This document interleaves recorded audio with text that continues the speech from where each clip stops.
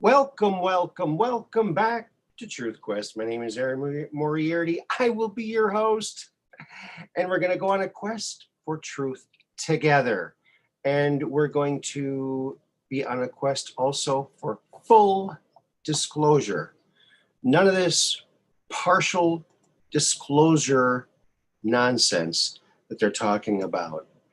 So keep in mind, folks, this 25th of June, they're saying, is when this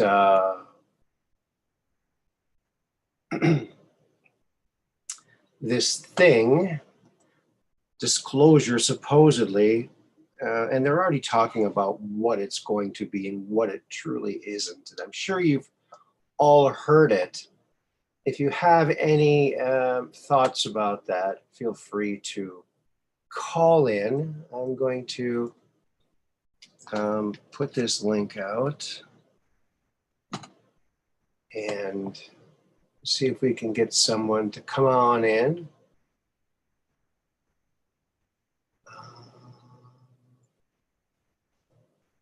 And let me know what you think. I mean, they're talking about, well, for one thing, when we're thinking about disclosure, when the government says we're going to release a document or a report on disclosure, you have to understand that this comes from a very limited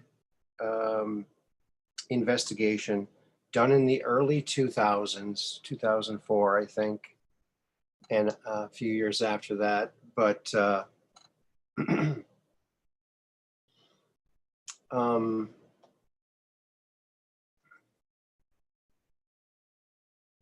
and so it's just going to be blips on the radar and pilots not knowing what they saw. That's all they know from this one very limited investigative program that they initiated. It's almost like they initiated it because they knew they wanted to bring it out. And this is like the first baby step in the very, very long and drawn out process of full disclosure. It's not going to be full disclosure. They want to take what? They want to take, let me see, hold on a second. Let me get this in here. Into the chat here, folks. Hello, chat people. I'm putting there a link to the Zoom. I hope that one works. Dark Brain, good to see you. Mud Rabbit, all right. Jacob Waters, the whole crew. Wow, hey fam. All righty, we're rocking and rolling. Let me go back over here to Zoom. I hope you're all having a good day, having a good, we saw President Trump talk today, of course. It was, hope you all saw that. And if you did, you know, he was just like his old self, like we like to watch it there, you know, the people's president.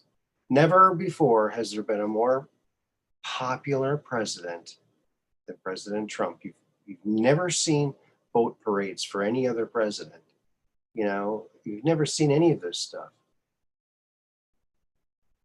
You've never seen a president do large rallies throughout his whole term. I mean, it's pretty unprecedented, very unprecedented. So, yes, this disclosure, what they're already saying is they're already apologizing. Well, what we're going to release is basically, we've seen something on radar and our pilots have witnessed this stuff and we can't explain it. It's not ours.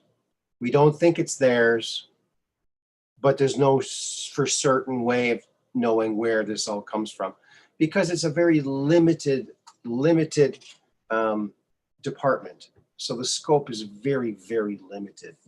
they're not drawing on the decades and 70 years of cover up that's been active in the whole alien UFO cover up. Call it a balloon, call it a weather balloon, whatever you want to call it, swamp gas. Let's tell these people they're crazy, and we'll get them to believe it by repeating it so often. And it pretty much worked. I mean, they've pretty much brainwashed the public. However, you've had how many years of ancient aliens prepping us for this very moment. But again, it's a nothing burger. It's going to be a nothing burger. That's what they're saying. They're prepping us for it. Maybe they'll throw a zinger in there, but I highly doubt it, because this is from a very limited investigation. I think it went from 2004 to or 2014 or something, for just a couple years. It's a couple $1 million. It wasn't a lot compared to what they've spent. I mean, you can hear former presidents talking about how they talk. I think it was Truman. Oh yeah, we talk a lot about these flying saucers. Yeah, we really do talk about them a lot. Yeah, of course they do. They've been flying over our nuclear sites and turning off missiles and rendering them unusable. So, if they would come right out and admit that, they would just also admit, well, if they were hostile, we would have no defenses. That's what they would have had to have said. And then government ceases to exist, because if it can't protect the people aren't going to support it. And so, but maybe we don't need government as much as some people think we do. I don't know. What do you think? Let me check the chat here. There's no one in the queue yet. Call in if you have you've seen this Lou Alessandro guy talking about how this is going to be a nothing burger. Well, we need to demand full disclosure, because anything less is like a total and complete insult. It's an insult to our minds, to everything. Oh, thank you, Dark Brain. I'm glad. Thank you for saying that. I did a good job on Red Pill. Yeah, Red Pill is a great guy. He's a super nice guy, and I'm just really.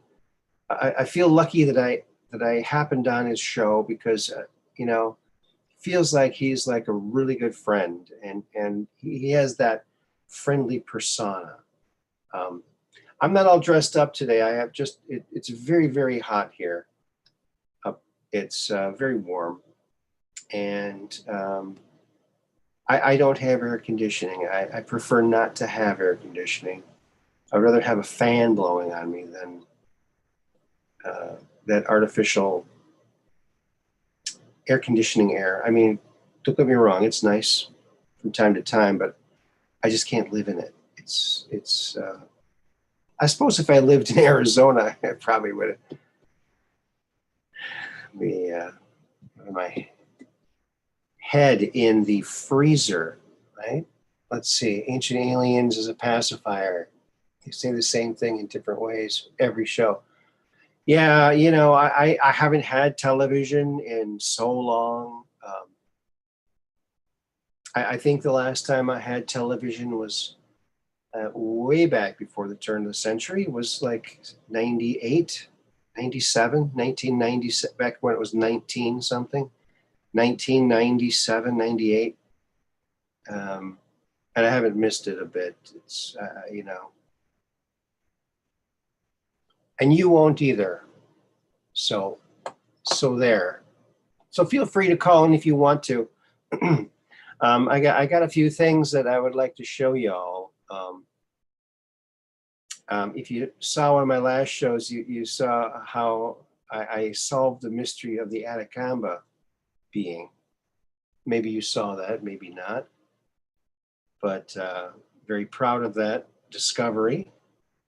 my visual acuity was able to hone in on the proportions, which is how I was able to, come up with this great, let's see,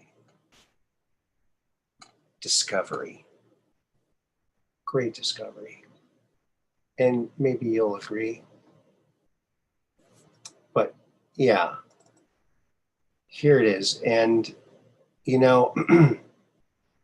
not only this one, but I have another one I want to show you. Very big discovery, has to do with Antarctica. Okay. Let me see if I can get that one up. Okay.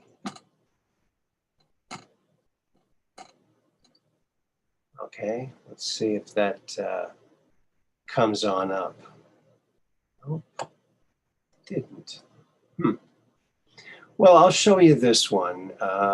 Let's see here. I'll have to dig around for the other one. Hi, Becky. How you doing? Thanks for coming along. Maybe that's under something else. Let me see.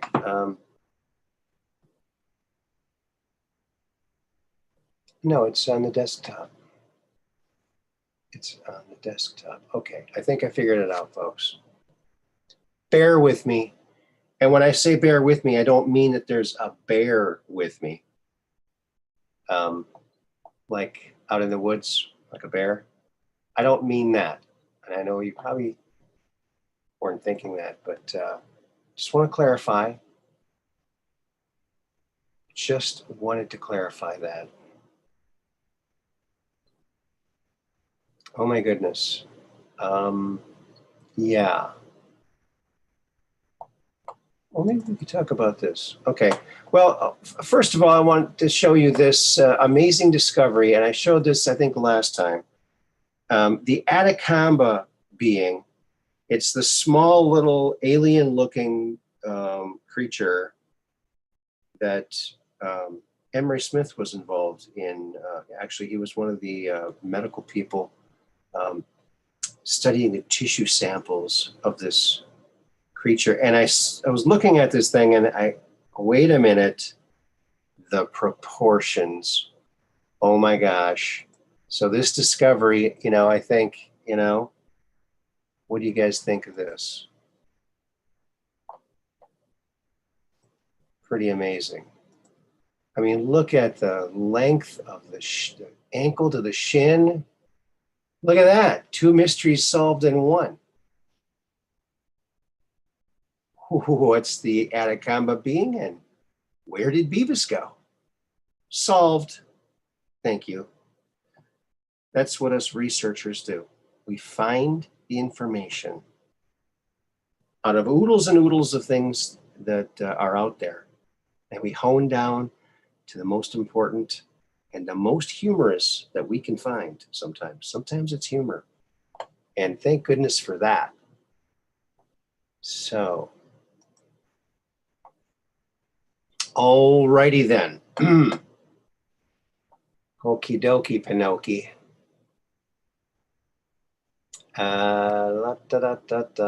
So,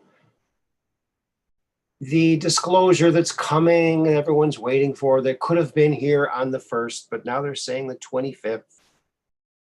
And they're saying it's just a nothing burger. Well, they're not saying it's a nothing burger. I say it's a nothing burger. They're not, well, we can't say for sure that it's aliens. Come on. Because listen, to the aliens, we are the aliens. So if you don't believe in aliens, you don't believe in yourself. And I believe in you. You should believe in yourself. You are an alien to them. So therefore you believe in aliens. Otherwise you can't believe in yourself. Makes sense to me. Although lots of things make sense to me that might not make sense to other people. And I'm okay with that. I'm totally okay with that. Still trying to find that other amazing discovery that I did. And it's not popping up. But you know what? I'm finding other things here. You know, I've got a lot of things in my little computer here, confuser.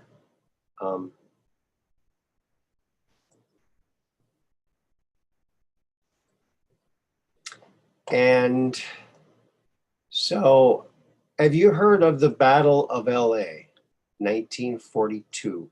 Have you heard of this?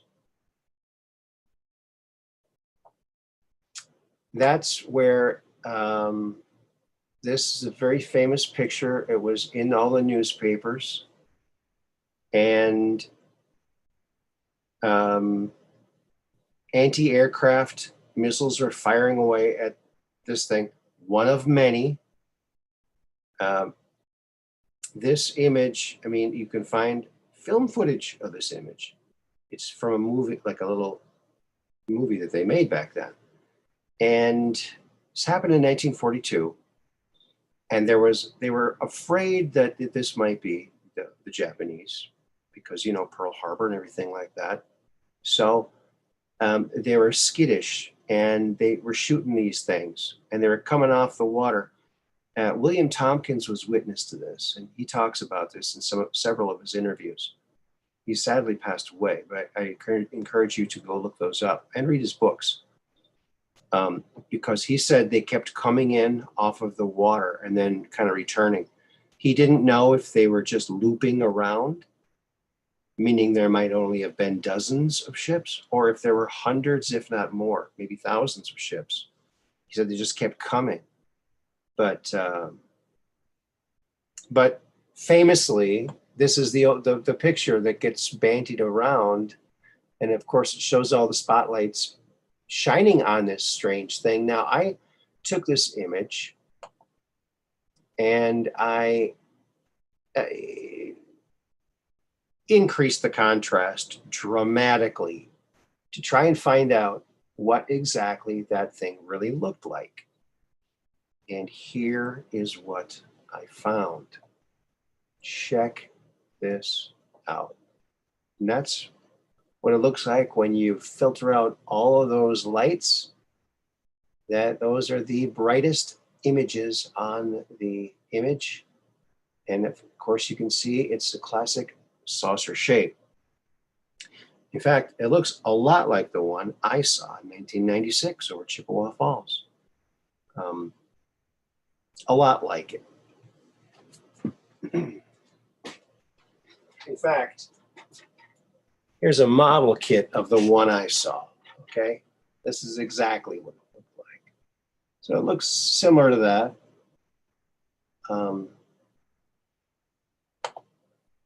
Very cool. Yeah, here it is. Check this out, man.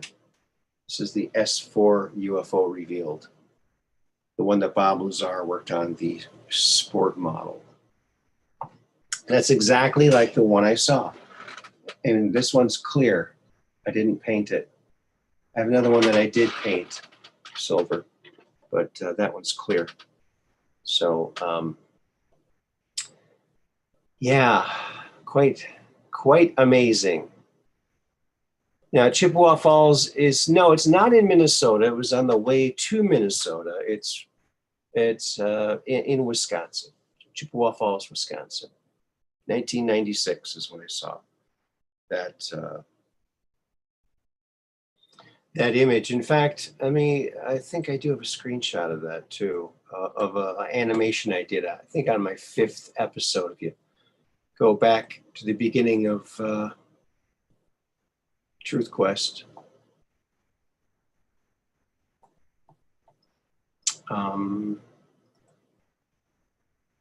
Let's try this one.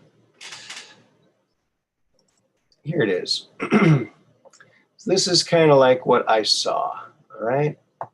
I'll show you what that looks like.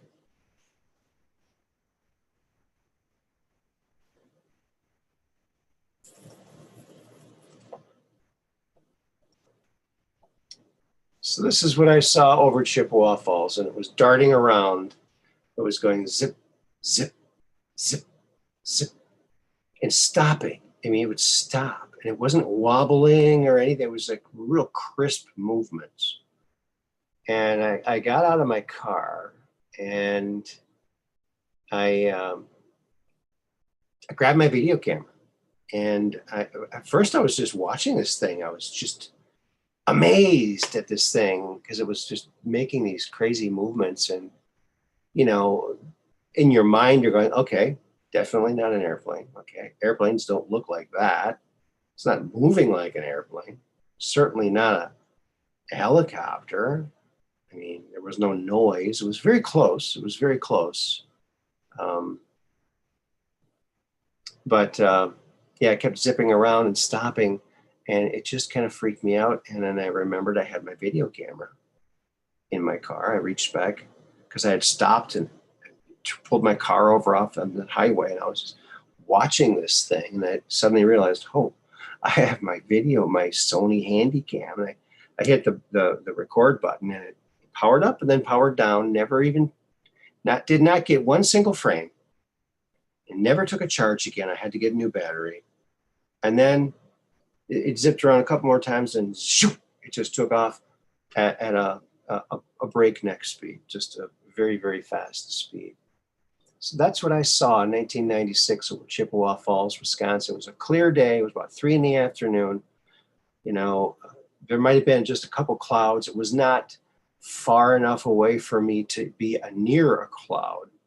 It was mostly blue sky. So that's why I did this animation with a blue sky, because it was a clear day, and I saw it clearly, and it's clearly what it looked like.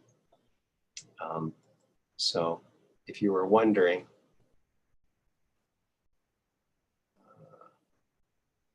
let's see, a big distraction. Yeah, they're going to milk this, you know, they're going to milk this whole disclosure thing. But what you have to remember about this one is they're starting off with this very small, limited scope investigation they did just a few years ago. And there's not much there. They didn't find out that much, you know? So we need them to open up all of the files. There is an incident, reportedly, of the cavalry. Yes, the cavalry down south. They were chasing something into a cave, and they found these gray beings in these silver disc craft. And they reported it, and it's been kept secret. Let us know about it. Come on. I mean, the Wild West was a lot wilder than we at first thought. Think about it. Think about it.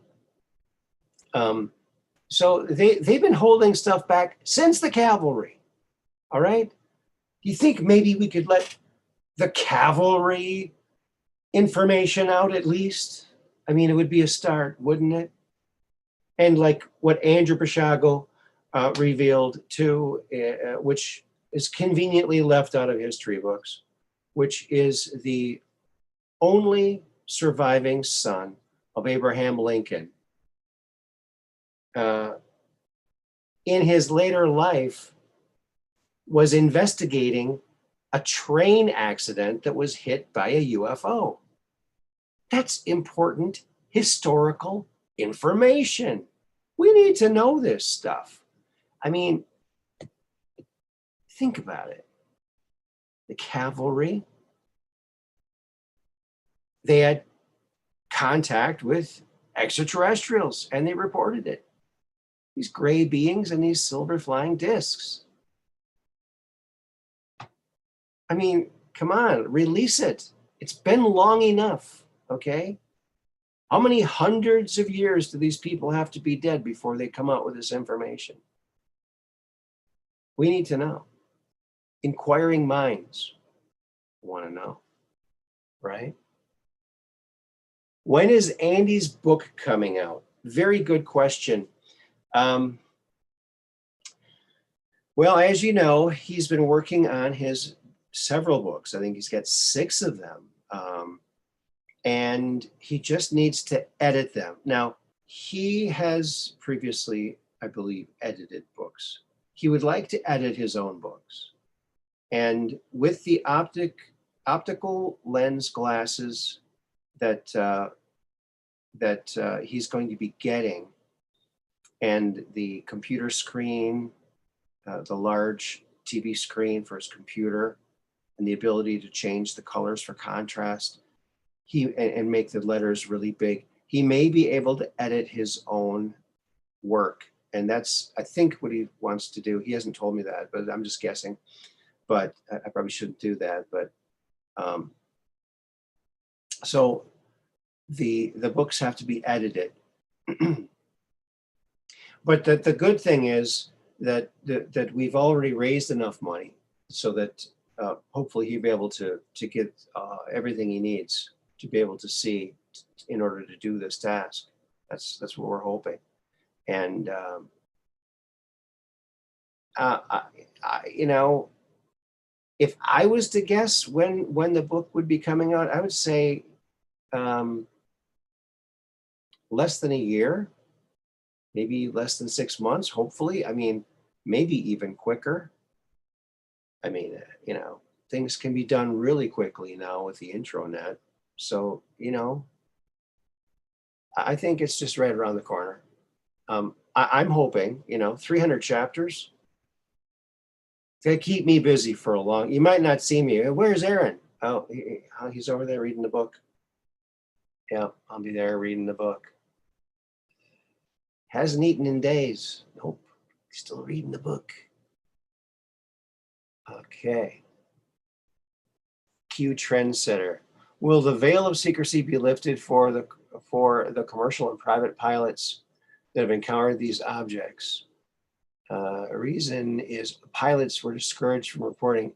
Yes, now the Navy has changed their reporting protocol for reporting UFOs, and that's a key part of this limited disclosure, is to let you know, oh, look what they saw. It's a little fuzzy little blip.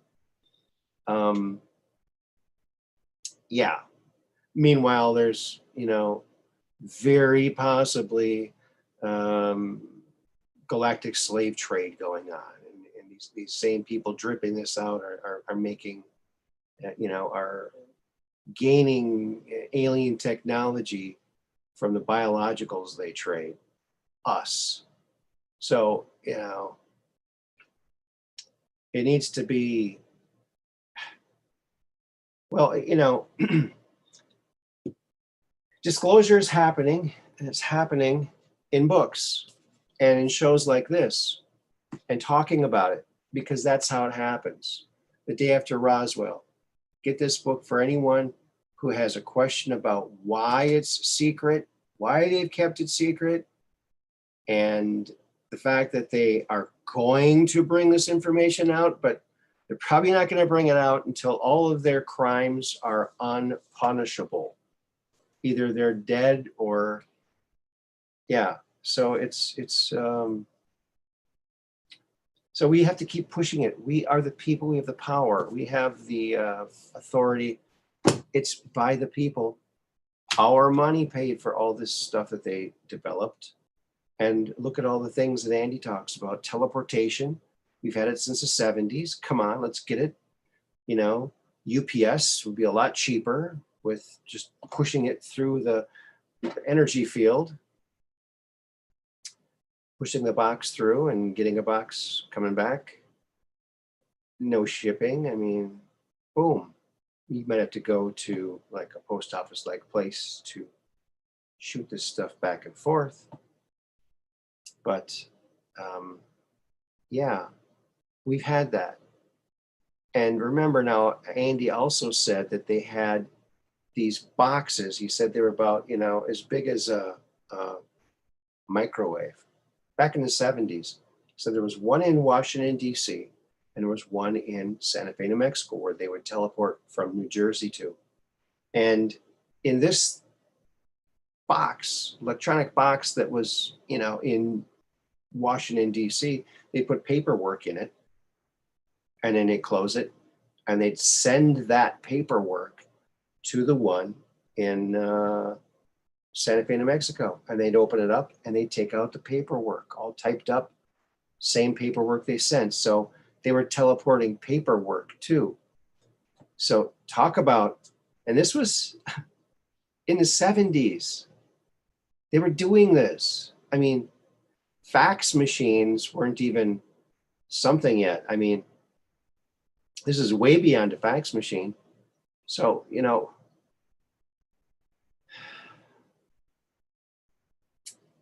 we need this technology. Now, some people might say, well, you know, they could send something not so good, you know, and that's true, but that's why it would have to be heavily regulated, just like the post office, you know.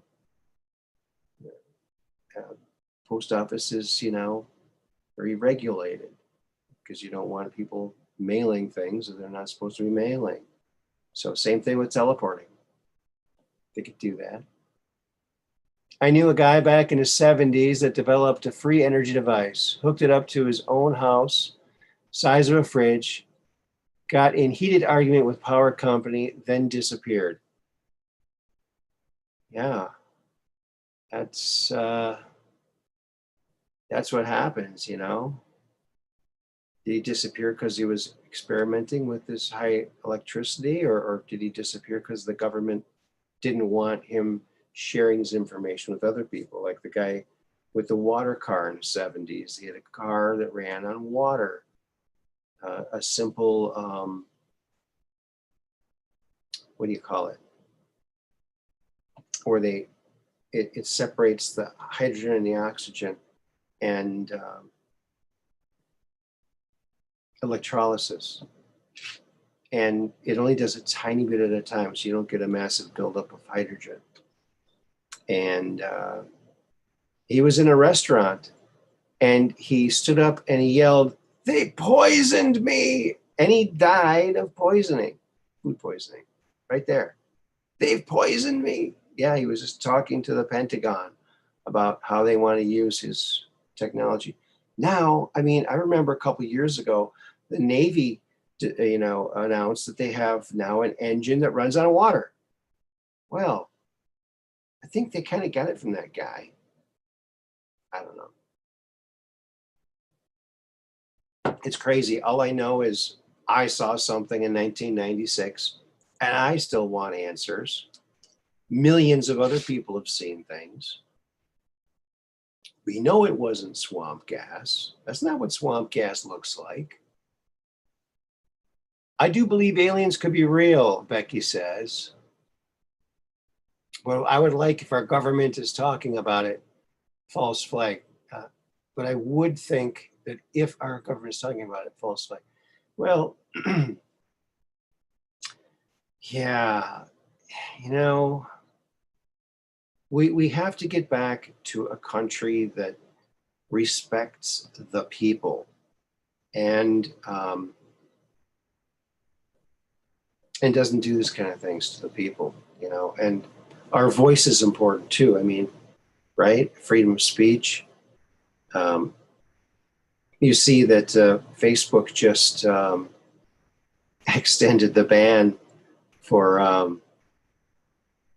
Donald John Trump for 2 years more off of Facebook. Well, you know, he's talking about his own platform. I think he could start something that could be the end of Facebook. And that would be a glorious thing, wouldn't it? Yeah, fake distraction. Yeah, they'll for sure use everything that they can to distract. I mean, it's pretty remarkable if you have any kind of memory. Now, I don't even have mainstream media. I don't watch TV, but I'm on the internet, and you know, it's there's such a loud voice that, you know, you kind of get it through osmosis.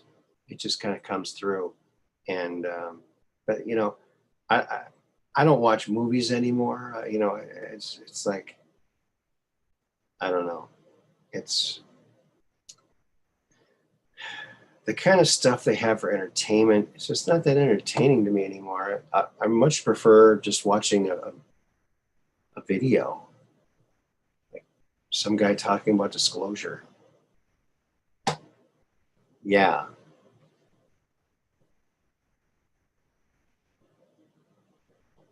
Yeah, reflection from Venus. Yeah, is that the morning star? That was really big in the sky. I just did notice that this morning. Very big. Very big planet. Very close. It looks very close. I wouldn't want to be on Venus because it's very hot there. Some people claim we have a cloud city above in the upper clouds of Venus. I'd like to know if that's true. Wouldn't that be interesting to know? Or is it just one of these other made up things? You don't know.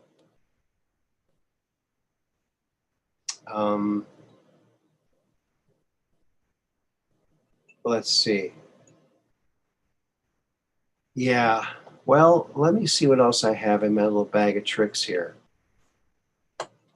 Oh, here it is. The other amazing discovery. It has to do with Antarctica. Okay. Here again, I was looking at the shape of Antarctica. I turned it a little bit. I went, wait a minute. Ho, ho, ho, ho, ho. Hold on a second there. That looks familiar. So here's my other very soon to make me famous discovery that you can all see now when I do this magical screen sharing. Yes. You see the shape of Antarctica. And with my mind, I matched that up with the identical shape that I've seen previously in my life from when I was very young. And yes, look at that. Wow. We always wondered where Whoville was, right? There's thing one. Where's thing one from? Antarctica. Probably thing two, too. Think about it. What are the odds? Look at how similar that is. Isn't that incredible? Oh man, it's I know it's an amazing discovery again. First the Beavis and the Anaconda, and now this.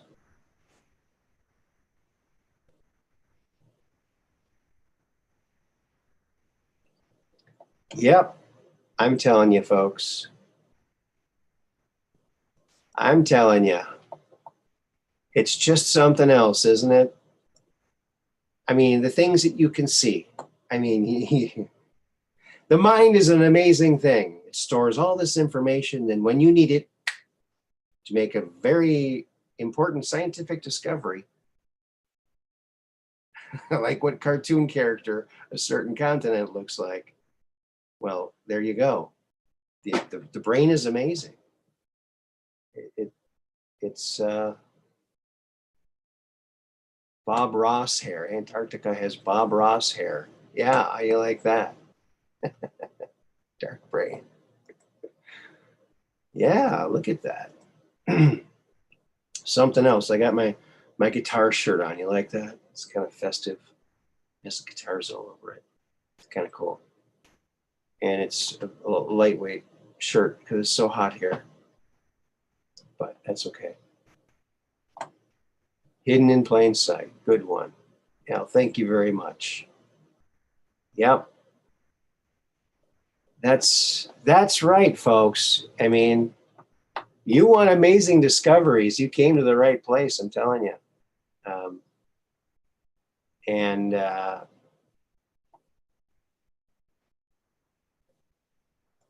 Yeah, let's check out this too.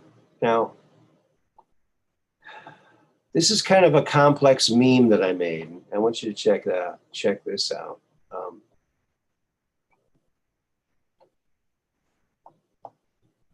All right, the screen sharing magic. Okay, here is that meme that I did.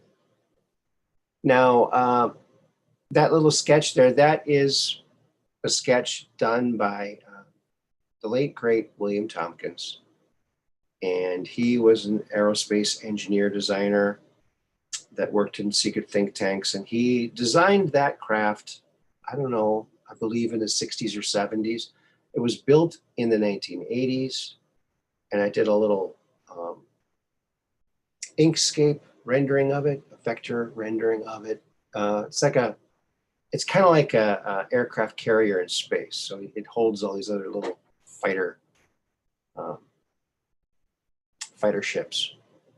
But so what this is really is, you know, the Navy gave William Tompkins permission. It's right in the back of his book. You can see it right there. It's very small type, but if you look it up, he talks about how he talked to the head admiral of the Navy, and he went over all of his material for like 5 hours. And he said, how much of this can I put in a book? And he said, all of it. The people need to know. Don't leave anything out. And so this is right from the Navy. So you want disclosure. This is it. I mean, this is it. You have a very high ranking admiral in the Navy giving William permission to let this information out. And this is just one little tiny nugget of all the treasure troves of information he gives in his book that he released before he died, and the subsequent one that came out after his death. And I heard they may be working on a third one, which would be fantastic. But yeah, William Tompkins, a great American hero, and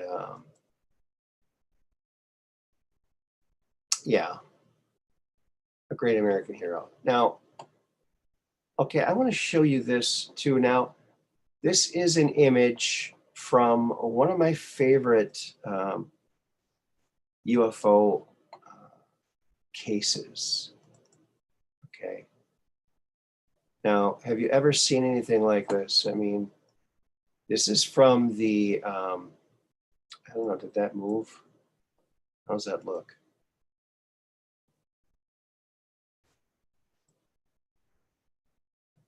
This is, as you can see, the Palo Alto Carrot Laboratory Linguistics Analysis Primer.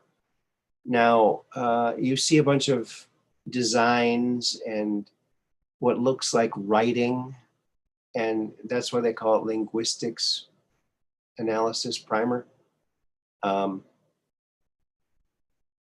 of this information was released by this guy named Isaac, and he released it in relation to some very interesting photographs taken about these craft, and they had this kind of writing on the bottom of them. Okay, and people were trying to figure out what it was. So when Isaac saw people were posting pictures of these craft flying around uncloaked, he decided to release this trove of information. And this is one page of the many, many pages that he snuck out of the lab. I mean, they had people with machine guns there. So he snuck like 30 or 40 sheets out at a time under his shirt. And so what this is, basically, they were, all these engineers, physicists, and scientists were all gathered together in Palo Alto to find out commercial application for extraterrestrial technology. And that is the Carrot Laboratory, the commercial application. So this was alien technology. And Isaac said that it works like almost like magic. Like when these various writing, he says it's not really like writing, it's more like software. So thank you, Radex. Thank you for your contribution. I appreciate that. But when this is printed or imprinted into the metal of the craft, it acts like software, and it can do miraculous things, anti-gravity, all kinds of things. So it's not really a language. It's more like, he says it's kind of like magic. But all of the physicists and scientists, they had to forget everything they learned in school and start from scratch and figure out, what the heck is this stuff? How are we going to figure it out? How are we going to be able to use this? And let me see if I can find some of the pictures. You might have seen these. There, if you look up California drones, UFO, you might find it.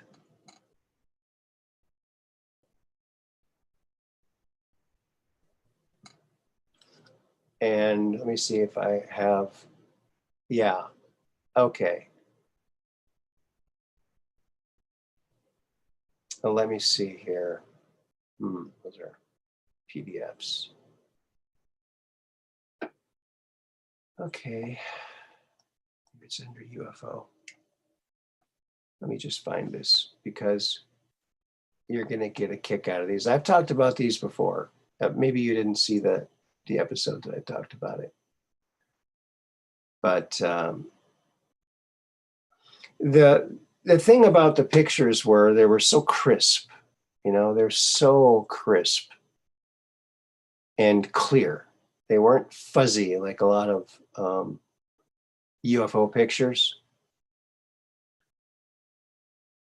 So, oh, there it is. Okay, check this out. So it was photographs like this that spurred Isaac to release, like that previous page I showed you. Check this out. Now look at that thing. Okay, and they seem to be always photographed near power lines. So a researcher, a very smart researcher, went, let me see what Radx says first. Okay, hold on with the UFO. Harry Truman created the CIA, NSA, DOD, and was the first POTUS in the UN. He also gave the order to drop the bomb on Japan. Yeah, he died in 1972. Interesting. Wow. Yeah, the Dragonfly drones, which they were called, or the California drones, they were trying to find this. Now, what Isaac said was, these things, when he was working on them in the 80s, they weren't flying yet. They were just trying to decipher the hardware, the alien hardware, and adapt it. Now, a researcher found patents in California by power companies for an invisible anti-gravity line maintenance machine that could go around and kind of look at all of the power lines and report any abnormalities in the electrical grid. And apparently, under certain circumstances, like maybe microwave emissions, these things will become visible. So that's probably what happened. So when Isaac saw pictures like this, and if you can look really closely, you can see, or if you look on the internet, you can find clear pictures and blow it up. And that same kind of weird hieroglyphic lettering is on the underside of this. And that's what makes it work. It's just bizarre. It's absolutely fantastic. Yeah, if you're curious about 1972, check out Radx's YouTube channel, and he goes into that. He does a deep dive into that. Seems like it might have been a time hack. He's pretty convinced of it. So that's what those things looked like. And then, of course,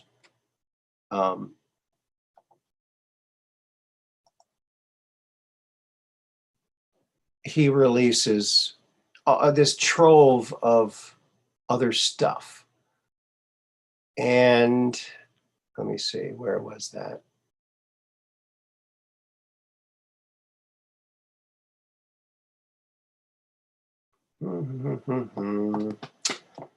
Okay. Yeah, well, I guess that's the only one I had. Picture of that. I thought there was another one, but there's all kinds of pictures on the internet about that. And this came out before there were, these drones that people have, but these don't look like any kind of drones, and there's no operator in them.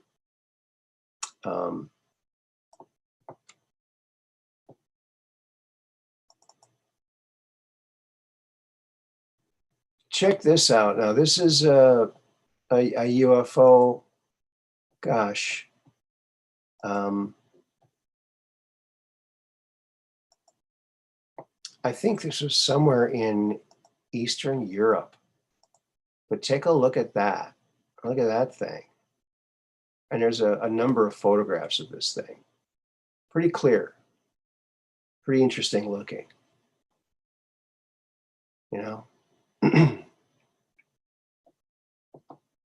So that's pretty cool. All right. All right. Still no callers. That's okay. We don't have to have callers. But thank you all for being here. Let's see what they're saying over here in the chat. Everyone's keeping it nice and comfy. I think we got the best chat people on the internet, intranet, don't you think? I think so.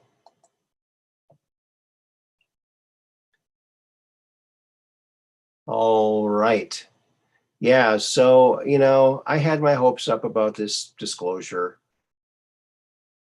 Just like I do every time they say, oh, we got this new discovery about Mars. That's been a running joke now for like over a decade, because if I had a nickel for every time NASA said, oh, we have a major announcement on a discovery on Mars we made, we'll tell you next week, Thursday at 2 or whatever.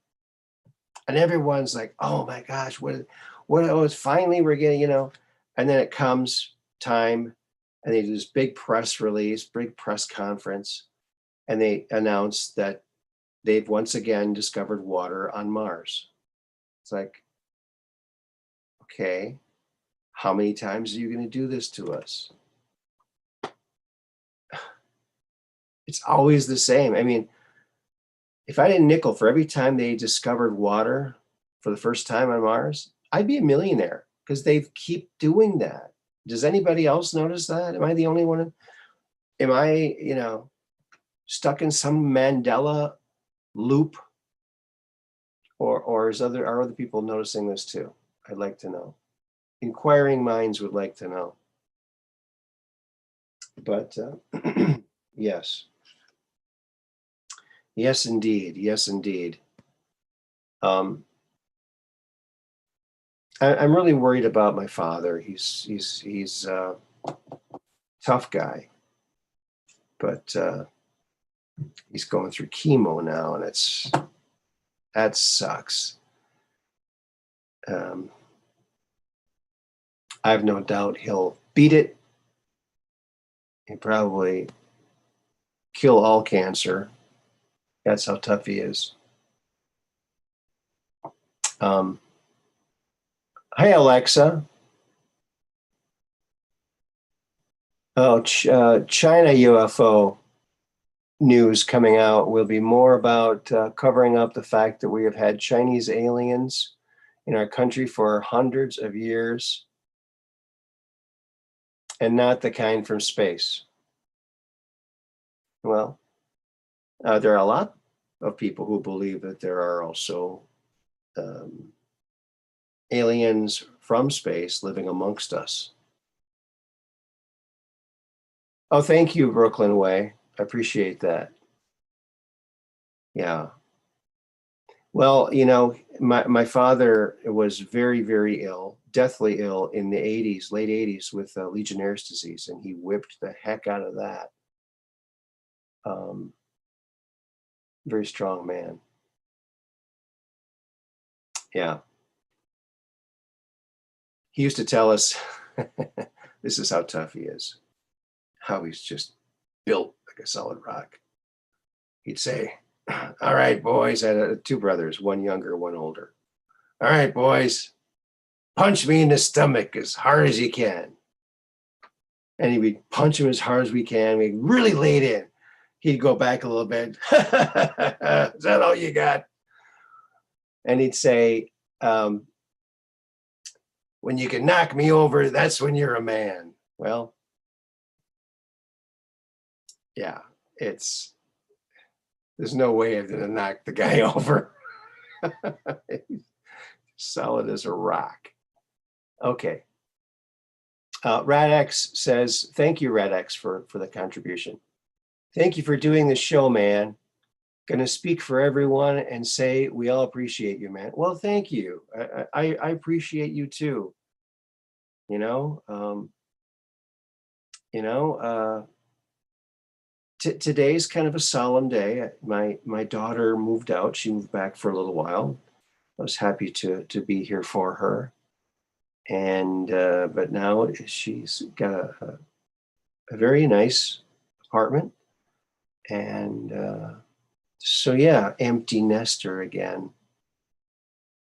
So it was nice to have her here for a while. I miss my kids.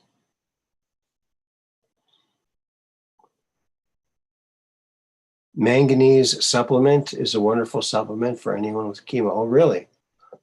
I'll have to tell them. However, I'm the crazy guy that gets my information on the internet. Oh, did you find it on the internet? Yeah.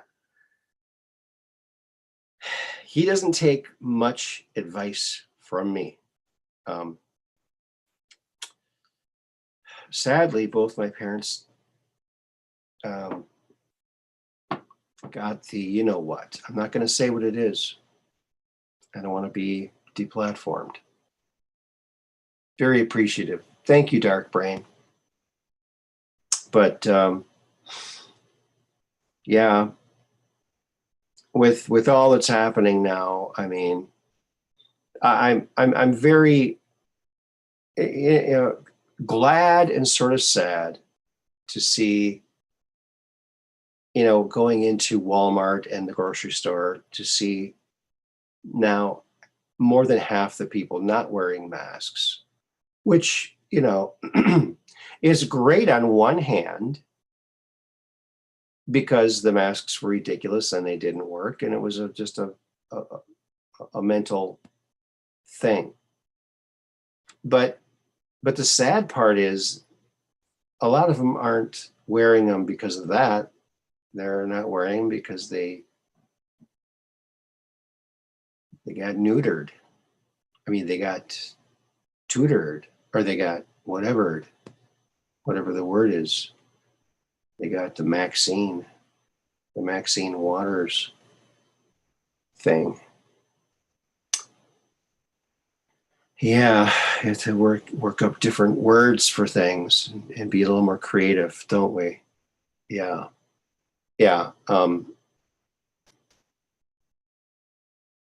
Is there a phone number to call in? Yes, Alexa, there is.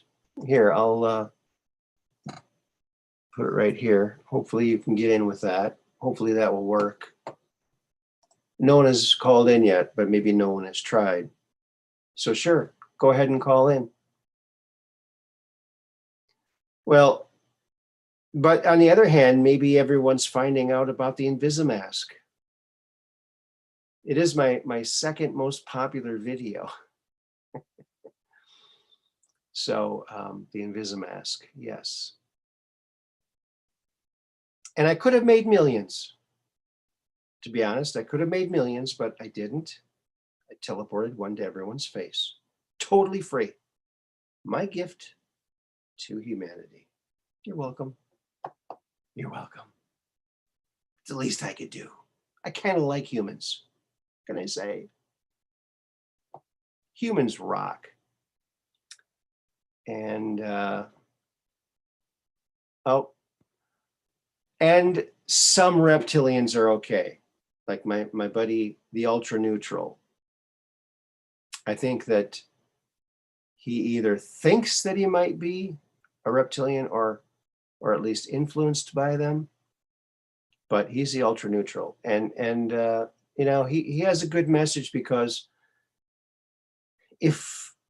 here's the deal, if we're going to be entering this galactic world universe,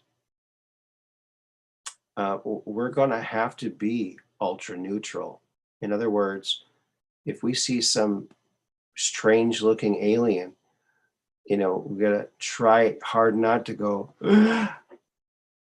and go, oh, hey, brother from another mothership, right? That's right. Brother from another mothership. So I don't know if that link worked or not, but give that a try. So, and you can always scroll back up too, and find that. I'll drop it in again. I hope that is the right link. Let me know if you've tried it and it doesn't work. Let me know. I don't see anyone here yet. Okay, I know Alexi was asking, so looking for her to chime in, or anybody, feel free if you're moved to, and let's talk.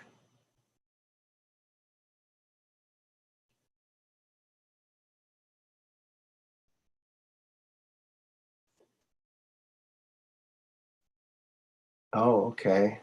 Yeah, you have to have Zoom, and I'm sorry about that, but it's just the way that it's set up. I'm just one person, and you know, I'm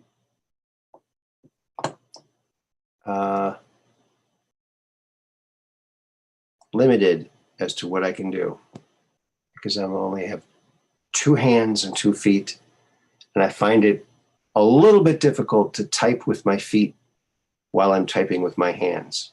Not impossible, but a little bit difficult.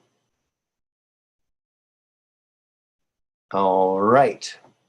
And the lines are open and ready when you are. So ring us up. I'll check again and make sure I have the right. It should be the right information. Let me see.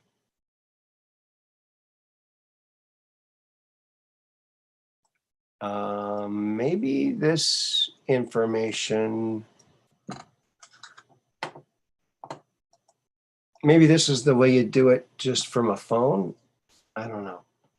Does that make any sense to anybody? I don't have a way to put anything on the screen. I'm working on that. Have that someday. I'll have that someday.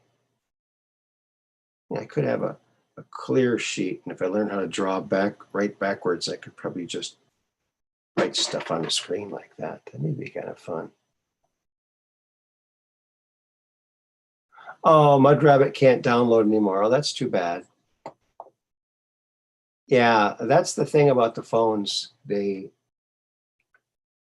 get full, and then you have to what? Pay more to get more data. It's just. But you know, I remember back in the old days, a long distance call, and a long distance was anyone out of your area code, and you're pumping the quarters in, right? Ton of them. But yeah, I remember one time my car quit in the middle of the highway, and it wasn't very far to a phone booth. So I went over to the phone booth and I checked both my pockets. I didn't have any money in my pockets. It was a quarter for a call. And I was very sad. And my head just went down. I looked at my shoes. I had penny loafers, but I put quarters in the penny loafers. And it took 2 quarters to get a call through. So the penny loafers saved me. Oh, look, we have a couple of people here.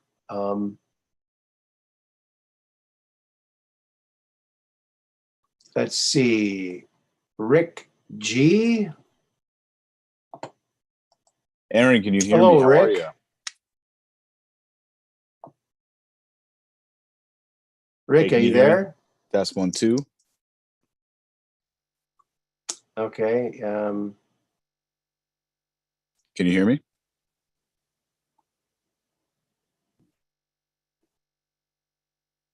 I saw somebody else in there too. There. Can you hear me now? Well, I'm not hearing anything. Oh, you know what? It's my thing again. Hello? Hello, can you hear me? I can hear you now. It was my fault. I'm sorry. Oh, it's no problem at all. How are you doing, Aaron? Well, if I was doing any better, I'd be you. Not true at all. It's good to see you. Good to see you too. Now, are you Lexi's husband? Is this the Yeah, Rick? yes. Yes. And not calling from my computer, so I do apologize. And it looks like my Zoom is still signed in on my other device, so Rick I don't G. think it's even showing it. It's yes, Rick G. Yeah.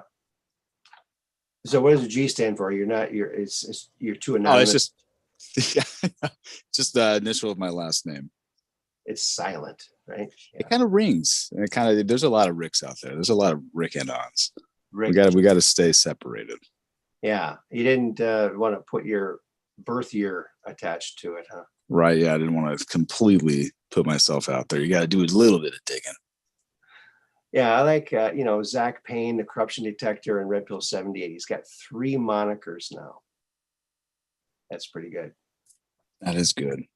Yeah. That is very, very good.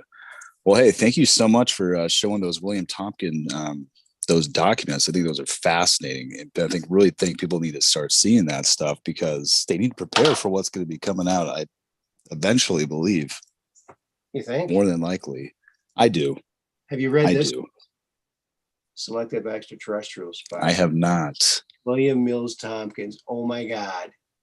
Is it loaded? Man, it's crazy. It's crazy. It's absolutely crazy. Really? Where'd you pick that up at? Well, I think you can get it anywhere.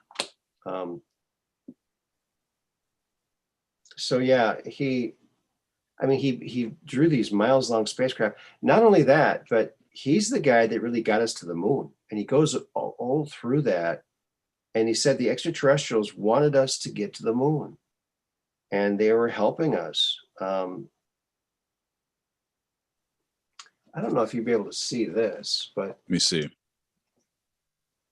there's giant Nova rockets that they were working on. Okay. Yep. Get a little detail out of that. Wow. Right. So he was talking about the Apollo program was not just go to the moon, pick up some rocks and come back and never go back again. It was go to the moon, establish a base, build it out, and then go out from there into deep space. And we're talking about boring machines and he was part of these flying saucer groups that had all these reports, tons of reports. Wow. He was in secret think tanks and he had access to all this extraterrestrial technology. And when they were working on the Apollo program, he designed a computer checkout system that made sure that all 30,000 of the subcontractors' pieces worked together. Wow. That's incredible. It's unbelievable. And he had these very beautiful, sexy secretaries. Okay. in mini skirts. And they would give him telepathic messages on how to make these things work. And they were always right. And whenever he was going in to tell the top brass about these ideas, he'd say, yeah, and then I was told to do this, and well, wasn't this your idea? Well, no, not really, you know. Right. He's kind of like, well, I knew the full story. Here's here's the Nike Zeus missile that he designed that replaced all the Nike missiles. Wow. There was a Nike missile range or Nike missile base where I grew up in Minnesota, and these ones replaced it. Now, those were the rockets that were attached to those, I think, that brought the rovers to Mars. So it was designed by William Tompkins, like 1951. It's still like one of our most reliable, best rockets. Wow. I mean, that's telling right there. If that design is worthy of lasting time, Mm-hmm. especially now that we have, up and comers like Elon building rockets. I mean, who knows how far that's going to go. Wow. Yeah, I can see that pretty good. That's Project Horizon. Now, this is interesting that he puts this in here because Colonel Philip J. Corso puts that all in the back of his book. He actually declassified all the top secret documents in the back, including Project Horizon, which was the plan to build out the moon, which is, and did they do it? That's the big question. Here's another one of Tompkins' ships that he designed that they built.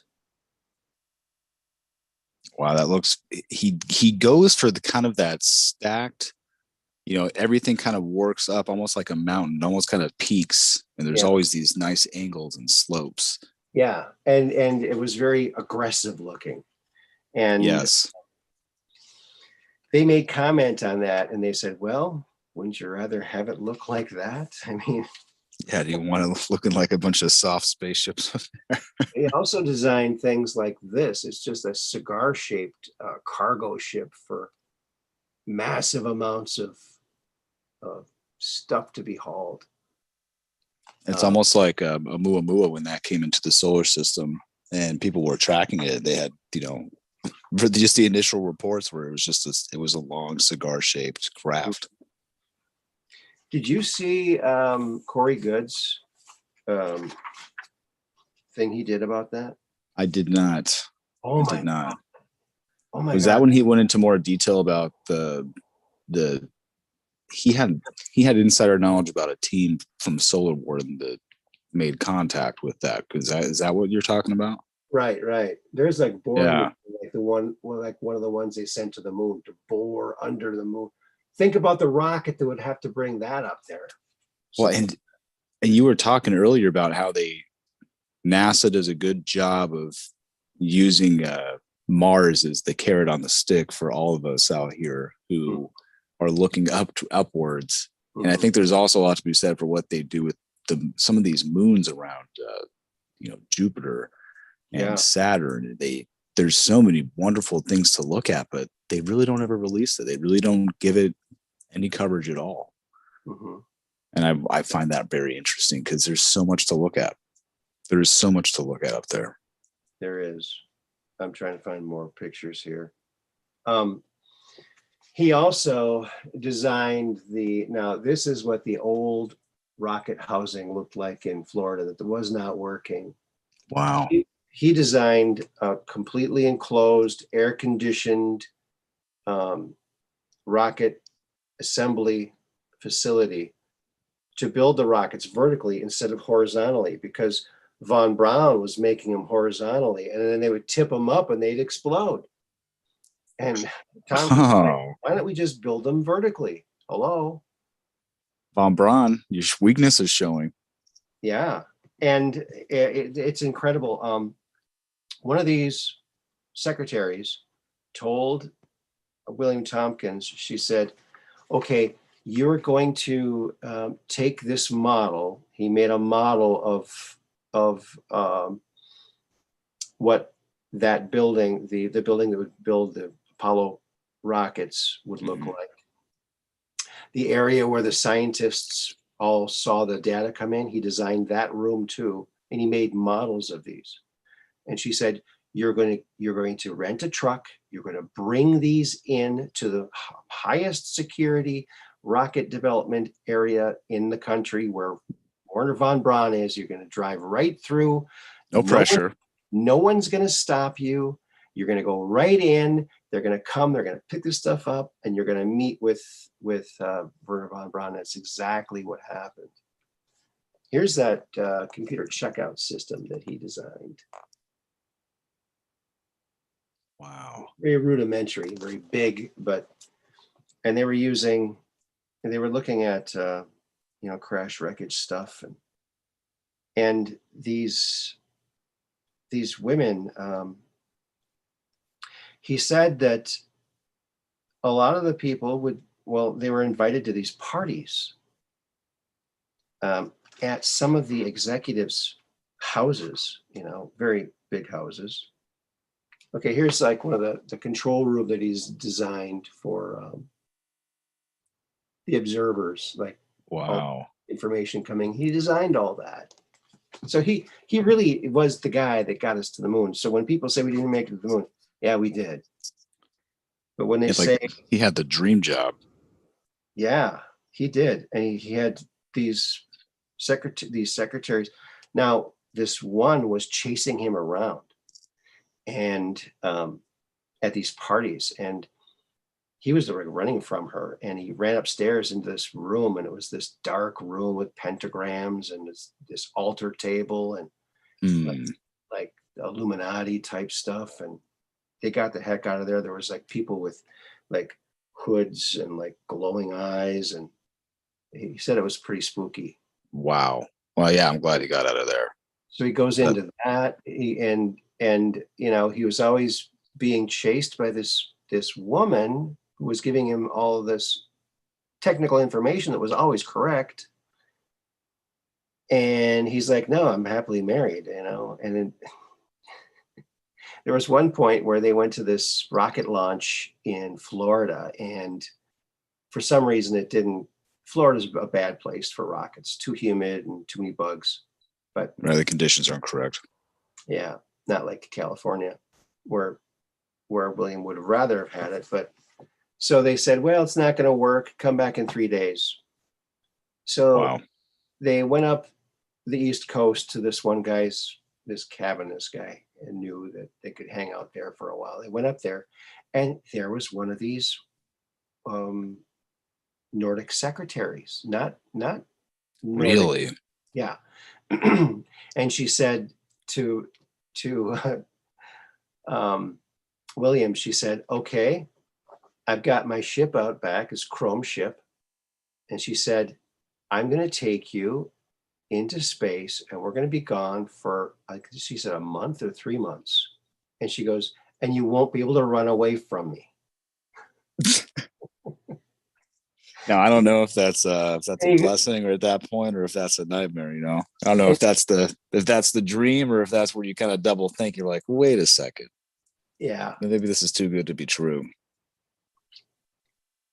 Yeah, it's pretty freaky. So he said, well, I can't go with you because we're going to be launching in 3 days. I can't be gone for a month or 3 months. And she goes, oh, don't worry. You'll be back in plenty of time. Because they have time dilation. They can, come back anytime. Right. So, but then he never went into any detail about that trip. So it's going to be lost to history. But there's so many little nuggets like that in here about, and he and another guy, they went into Douglas Aircraft. They were in the secret think tank there. And they saw this one guy or maybe two guys shape shift into reptilian and back into humans. They were in the manufacturing department of Douglas Aircraft. Holy moly. Yeah. So they had the Nordics helping them to get to the moon, but they also had the reptilians trying to sabotage it. Infiltrating, more or less. Yeah. because they know and I think they still understand a lot of this, where if those reptilians understand that if we get privy to what they've been hiding, then we still become more powerful. Mm-hmm. And I think they want to keep that from happening at all costs. Some of that shape shifting thing, there's been a lot of those. I think some of that footage you catch, not you specifically, but the ones out there who are recording it, it's fascinating, and I find that very difficult to. I can't really debunk it. You mean the latest stuff that's been released? Correct. Yeah, but that's that is the tip of it's such a nothing burger. I mean, yeah, and you have to stand so in the middle of the road with this stuff, folks, because there's a lot of really good video editing software out there now. Just even to say that they make this stuff look seamless, and it could be real, it could be false. Stand in the middle. You don't have to pick a side right away, but just know that the fact that you're looking at it spectacally, I think that's a good thing. I think it's good that we always stand in the middle of the road and have a free form thought and a free form opinion based on fact and truth. Yeah, I definitely, the one I saw in '96 was definitely there. It was definitely physical, and did it cause the camera not to go on? I don't know. There's no way for me to know that, but I did get a strange feeling from it, a really strange feeling. And this is exactly what it looked like. I mean, it looked just like this is what it looked like. Wow. And it was as long as my finger at arm's length, so it was pretty big in the sky. It wasn't very far away. It was zipping. It would stop, like just crisp movements, and then stopping, and then going a completely different angle. It's unlike anything you've ever seen before, and that's when you know. Well, no, it's not like anything I've ever seen, but it's exactly like this, which actually came out in model form a year after I saw that, which was handy. Wow, someone made a model of that thing I saw? How weird is that? I mean, so what's your take on what's happening with the UFO, air quotes, UFO disclosure that we're seeing right now?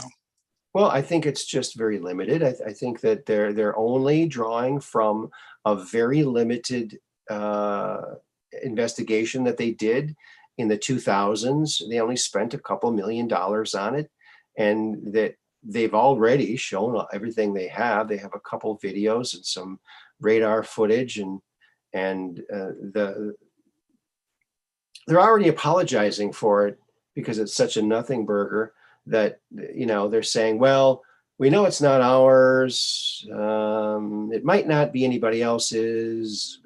We can't rule anything out or in, or, they're very ambiguous about it. They're not going to come out and say it's probably alien, because in reality, it could be inner Earth. It could be our stuff, just the stuff they don't know about. I mean, there's so many layers of secrecy. It's just crazy, Yes, and that's a good point. There's a lot of layers, and I think that's kind of what you're getting at is why are they always just giving us the surface layer of, oh, here's some footage of our, a UFO or wherever they're trying to even rename it now, like a UAP. I can't even, UAP. And they're trying to switch it all up to try and make it more fresh, but it's like, you guys are still just giving us the top.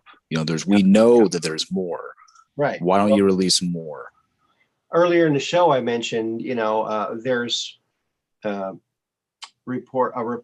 There was a report done, a secret report filed by the cavalry down south somewhere, where they chased these gray critters into this cave, and they had these silver discs and these beings. Why don't they release that? I mean, yeah, and I think that to me is still that's very that's relevant history. Even though it might be hard to verify, the very fact that it's on a report, these people didn't make things up back then. They took things very literal. I mean, that's they reported what they saw. That's the truth. Mm-hmm. I would love to see more of that. If you could post that in the link, or where's that source from? You hold said on. it was early. It was earlier in the show. I can catch the replay. Oh, no, no. Hold on a second. I was looking up something else as you were talking, so I kind of got misdirected. What was the question again? There was a story from Oh, the cavalry. Yeah, the cavalry. Yeah, they chased some grays right. into a cave. Yeah, and William Tompkins also talks about he saw the Battle of L.A. and he found out later when he was in one of these secret think tanks that two craft resulted from that 1942 Battle of L.A. because there was hundreds, if I not hope thousands. so. You There were saw the flak they shot up in the air that night.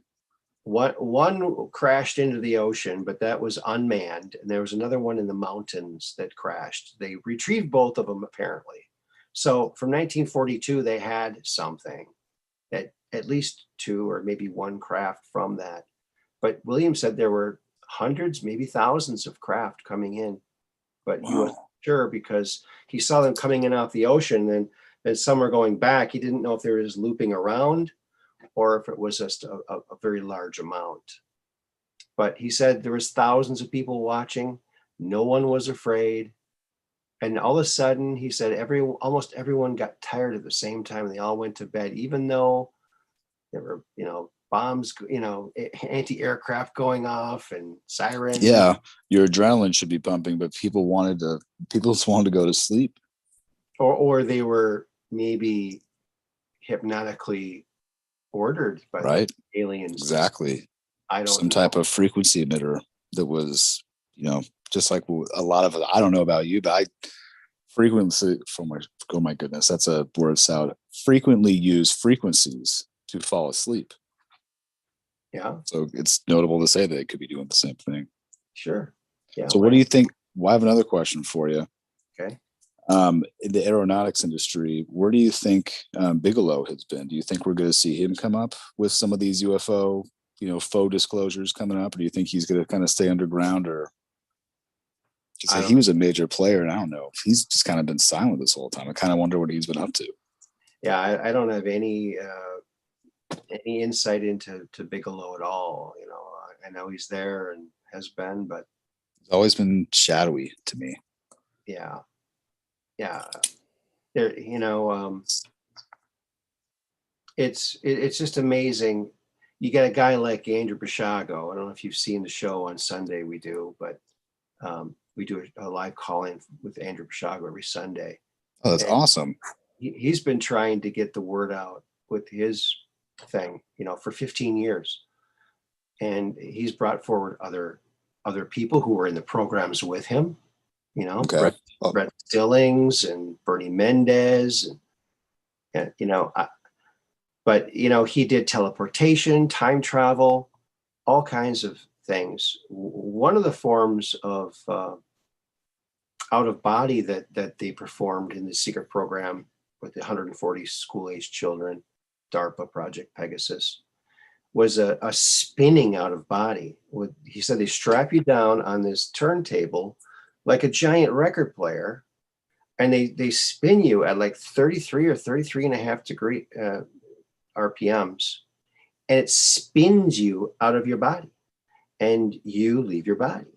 And he did this in the 70s when he was in the program, and the woman there that was instructing him said, when you leave your body, I want you to go as far as you can, and report back when you come back. So he did. He went as far as he could, and he said he reached this point where he couldn't go any further. He said it was like a bumblebee hitting a screen. Zzz, zzz, zzz, just he couldn't go any further. And he saw this big apparatus. He said it looked almost like a kind of like some kind of a giant machine creating reality, like at the edge where he couldn't go any further. And so when he came back, he was explaining this when he was being debriefed. And he said, yeah, I couldn't go any further. I kept hitting it like hitting a screen or something. And it looked like the fabric of the universe was being kind of woven there. And she said, yeah, we're hearing this from a lot of other people too. We're calling it the Matrix. This was in the 70s, so they're calling that the Matrix. I thought that was very That gives me goosebumps.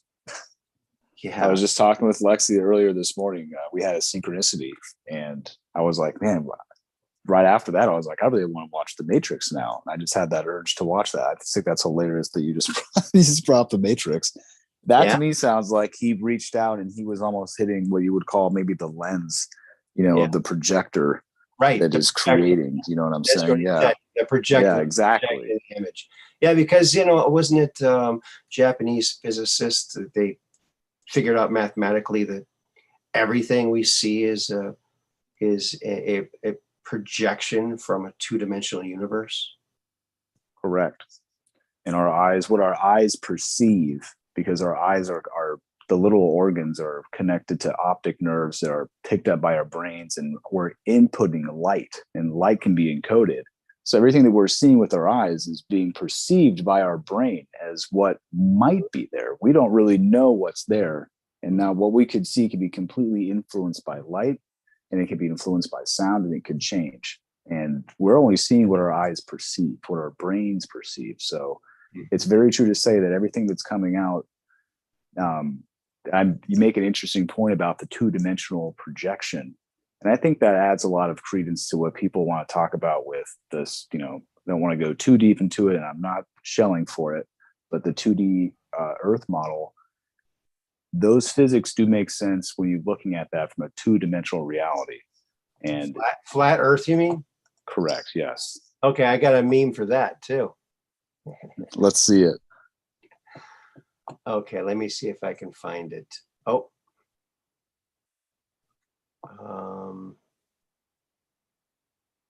It should be up here. It should be one of these little, oh, it's not there. It's not there? Interesting. Was there a change in the matrix? Here, I have to share something, and I have something to you might have missed this. You weren't here earlier. This is I solved the Atacama being mystery. Did you see that? No. What is that? Oh my God. Well, it's because of my, my amazing brain. I can, I see an image and I see correlations, and I match it with other things in my memory from previous. So here it is. Take a look at the distance from the ankle to the, oh, is it up? Are you seeing it? I've got no, hold on, let's see. Yep, I see it. What is it? That's amazing. I see that it's that small life form that they found, that mummified life form that they found. And then it's yeah, that's it. The proportions are actually spot on. I know, isn't that really amazing? They are. Even the jaw, even the lower mandible, it's spot on. It is. And two mysteries solved. And where did Beavis go? And who is the Atacama being? Bingo. Put a bullet in it, close the book. You got it. That's dead on, actually. I totally got it. Now I forgot what I was looking for, so help me remember. What were we talking about? What were we talking about? We were talking about the Matrix. We were talking about remote viewing, projecting, talking about two-dimensional Earth meme. Oh, the meme, the flat Earth meme. Flat Earth meme. Yes. Okay. All right. Let's see. Alexia Eisenhower in the chat, same body proportions as big hair. Yes. You can't miss that. Isn't that weird? I do think that's strange, honestly.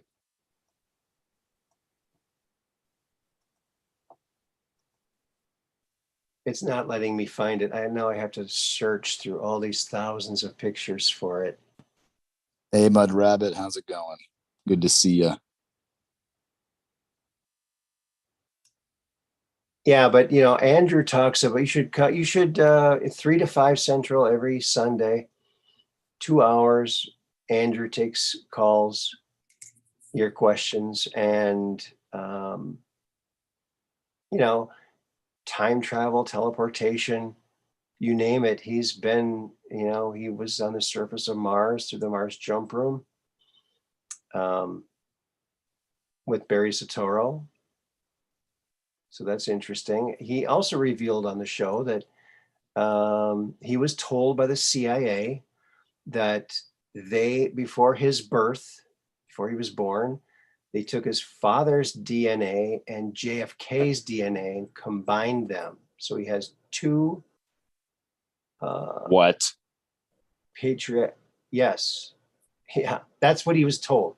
He's not sure if that's true or not, but that's what That's Courtney. heavy.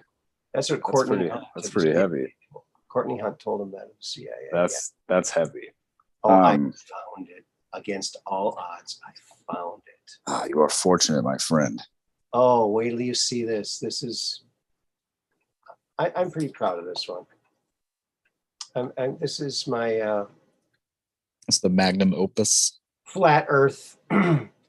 See, it's the flat dog theory. See, it's two fleas. I say the dog is flat. I say the dog is dog shaped. The flat dog theory. They have members all around the dog. Yes, that is excellent right there. Thanks. I say the dog is dog shaped. See, they're too small to know, and it doesn't really matter in their life, really, does it? Same with Correct. flat Earth. Correct. It doesn't matter at all. It doesn't matter what we perceive where we No. are right now. That's not important. And there's more. This all ties into what people what we want with full disclosure. It comes with that package. So pump the brakes on having to divide about who's right and who's wrong about what we see when we look up at night. Focus more on the forward path, and we'll get that later. We'll get all that information. But right now, it's not exactly relevant to argue about because there's so much that goes into that. It's not linear. It's not linear by any stretch of the imagination. And I think you would agree. I agree with just about anything. Right? That's great. That's a great answer. That's a great answer. So you guys do that you said 3 p.m. to 5 CST on Sundays. Yeah. Gotcha. And okay. I put the Zoom link out on my Facebook page, and then I just convert it to a live onto YouTube. And so if you go to my channel, you'll be able to see it. Or Perfect. If you're on Facebook. Yeah, I'd love to. We've got the he's Thomas great. with True Reporting does his Sunday show, I think, right around that time. But I do need to catch these replays, and I would love to maybe jump over and talk about this subject with you a little more. Yeah, now I'm gonna do something. Maybe I don't know. I just like to show you another picture here. Yeah. This isn't a UFO or anything. This is just my pride and joy. I just want to show you my pride and joy. Hope you don't Let's mind. see. No, not at all. So there it is, my pride and joy. I love it. I'm so proud of those two things. Very traditional. Yeah. So I just thought everyone would like to see my pride and joy. I love it. So that's that. Just plain and simple. Yeah, it doesn't get any better than that. Gotta love that. I mean, humor is what makes the world go around, right? Yes, laughter is the best medicine. Yep. It truly is. It really, really is. Yep. I'm trying to see if I have anything else of interest here. Are you not entertained? Oh, I have a meme here. I did. It's 3 initials. First one is B. Okay, let's please see the meme. I'm waiting for the meme, please. B. L.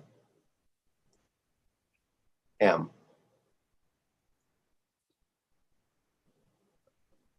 Yes. There it is. That's the true meaning of that. 10 out of 10. Memes are It's fun. a big red pill right there. Yeah. Here, I want to show you one of my favorite memes that I actually made this one. Okay. I'll try. 100% authentic, folks.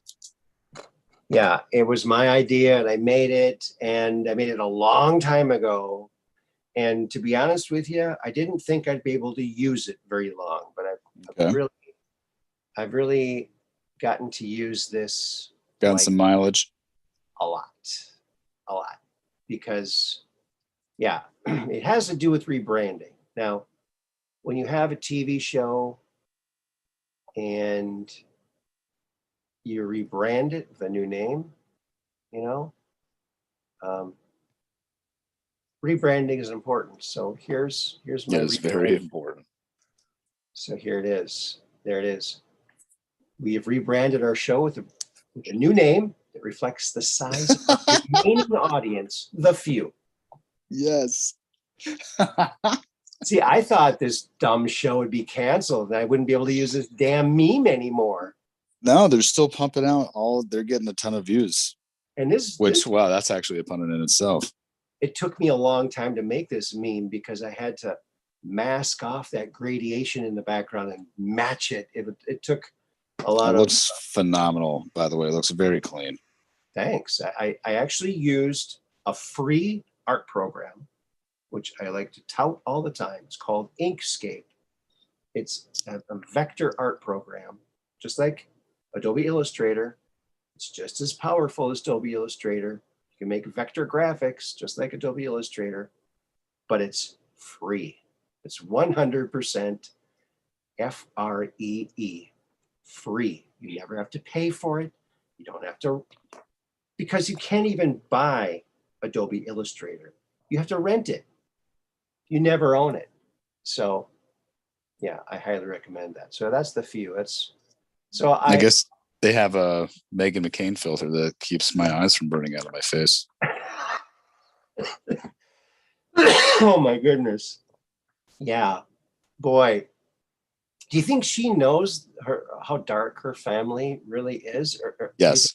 Part of it? I think yes, I do. I think they keep people. I think if it was to be behind the scenes, I think, yeah, everyone in the family knows. I think it's a family secret. I think that does exist. I think they would definitely get these people together as a family, debrief them, brief them, whatever you may have. And she definitely knows what's going on. She keeps her mouth shut. She keeps it shut, which, that's what I mean. A lot of people in this thing, they could be innocent victims, forced to play a role. We don't know. We will know one day. So that's, again, I think it's important to spread the message of holding love for these people who may be the villains. They're the villains while we get to be the good guys. So hold a little bit of love for them because we may not know their full story. Right. And, when we see people like this, hold a little love in your heart. Okay. When you see people out at the beach, they're hitting the beach. Oh yeah. Yeah. It's coming, Look at that. Yeah. Have a little bit. If you can. I don't know. I love that. I'm impressed with that. I mean, it's a good use of some nitrile gloves, but I wish I could take credit for that meme, but I love that. I bet people have seen that out and about. I've certainly have seen a lot more. I've seen a lot of gloves, people wearing gloves. Yeah. More than I have. And I'm in Phoenix, Arizona. It was 113, I think, the other day. Oh my God. Phoenix, Arizona. Yeah. It's here. You want to see one of my very first memes? Check this out. One of my very first memes. It's very old. It doesn't have as much pull anymore. It's not really used that much. It's not as flashy. Snopes. Superficial, nonsensical opinions of people employed by Soros. That's gold, actually. Thanks. Oh, I love it. I'm pretty proud of it. Yeah. I love that. It's old. It's an old meme. but it rings true. It needs to hold the line because people are still fall prey to Snopes, Aaron. They still think that it's part of friends they don't still want think friends who yeah. Snopes. No. And even if it's like your worst enemy, folks, drop this meme and let them know that that's not a reliable source at all. And that again is another red pill. Yeah. I love that meme that shows him. So to be honest, this is Snopes, a guy, a hooker, and maybe a cat. You know, it's so funny. You ever seen that one? I don't think I have. Oh God, maybe hilarious. I have. It's hilarious. They all kind of blur now. Yeah. The Great Beam Wars. Remember the release the memo things? The memos. Release the memo. Okay, here's one. It's kind of, I don't know if you've ever seen my Queppy shows, but I have a puppet show called Queppy. I have not. I'd love to. It's kind of like Peppy, but it starts with a Q, so it's Queppy. Okay, Queppy, and got it. Here's kind of a drawing of Queppy that I made into a meme. And so here it comes. Let's see here. Yeah. Dark Brain says, love your enemy. Yes. Yeah. We're all one, man. Dark to light. Look at that. Yes. I love the shading. Thanks. That was all done on Inkscape. That's phenomenal. Yeah, a quick one. Yeah. You're very talented. Well, nothing can stop what is coming. That's right. That's right. Yeah. I used to think Snopes was legit. I think a lot of us did, Kelly George. I think a lot of us did. I think that's the good-hearted nature of wanting to believe that alternative sources of information is held in truth. And there's people out there looking out for our best interests that we don't know, but it's unfortunately sometimes not the case. And that's always hard. That's hard. I think when I found out that I had that tied back to Soros, that's exactly what I knew. And even when you do a lot of your own research and you have, that person at Snopes was just one other person.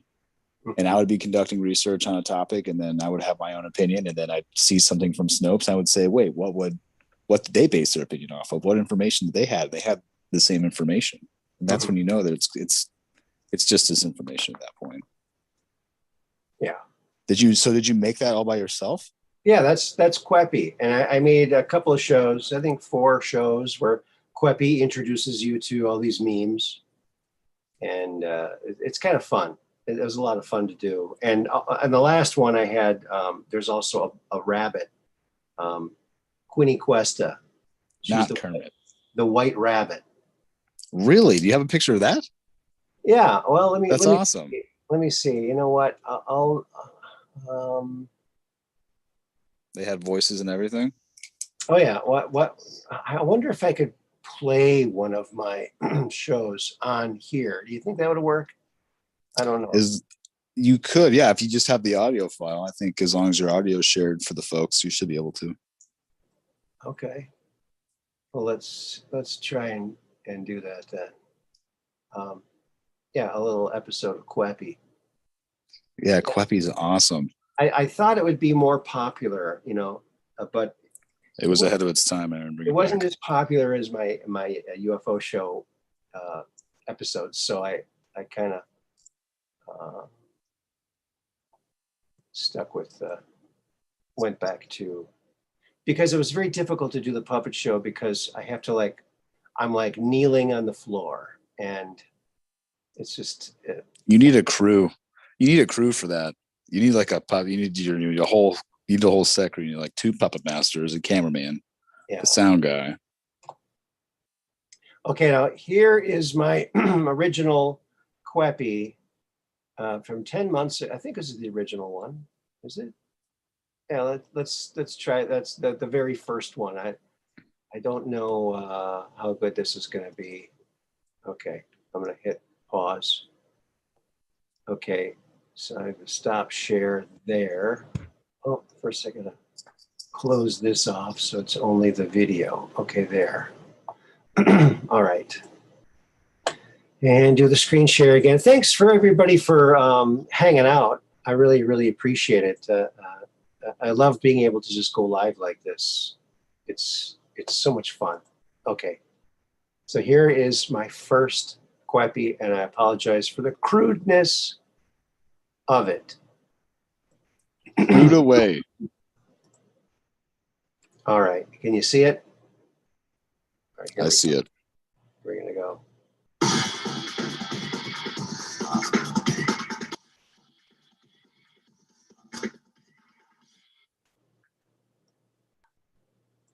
Tell me if it's too loud.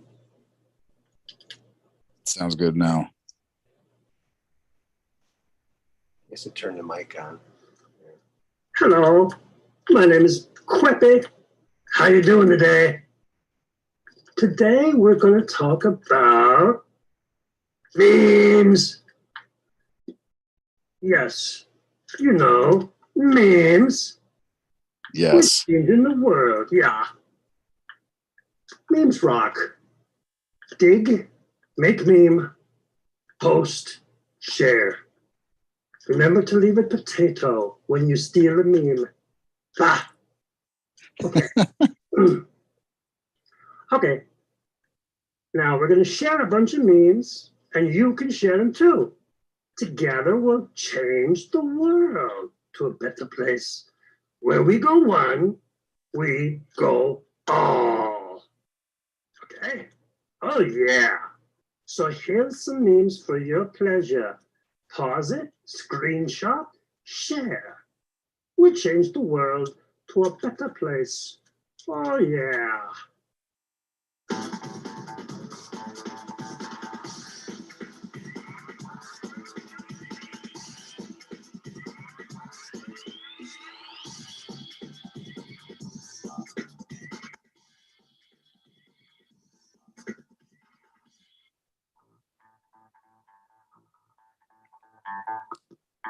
Boom.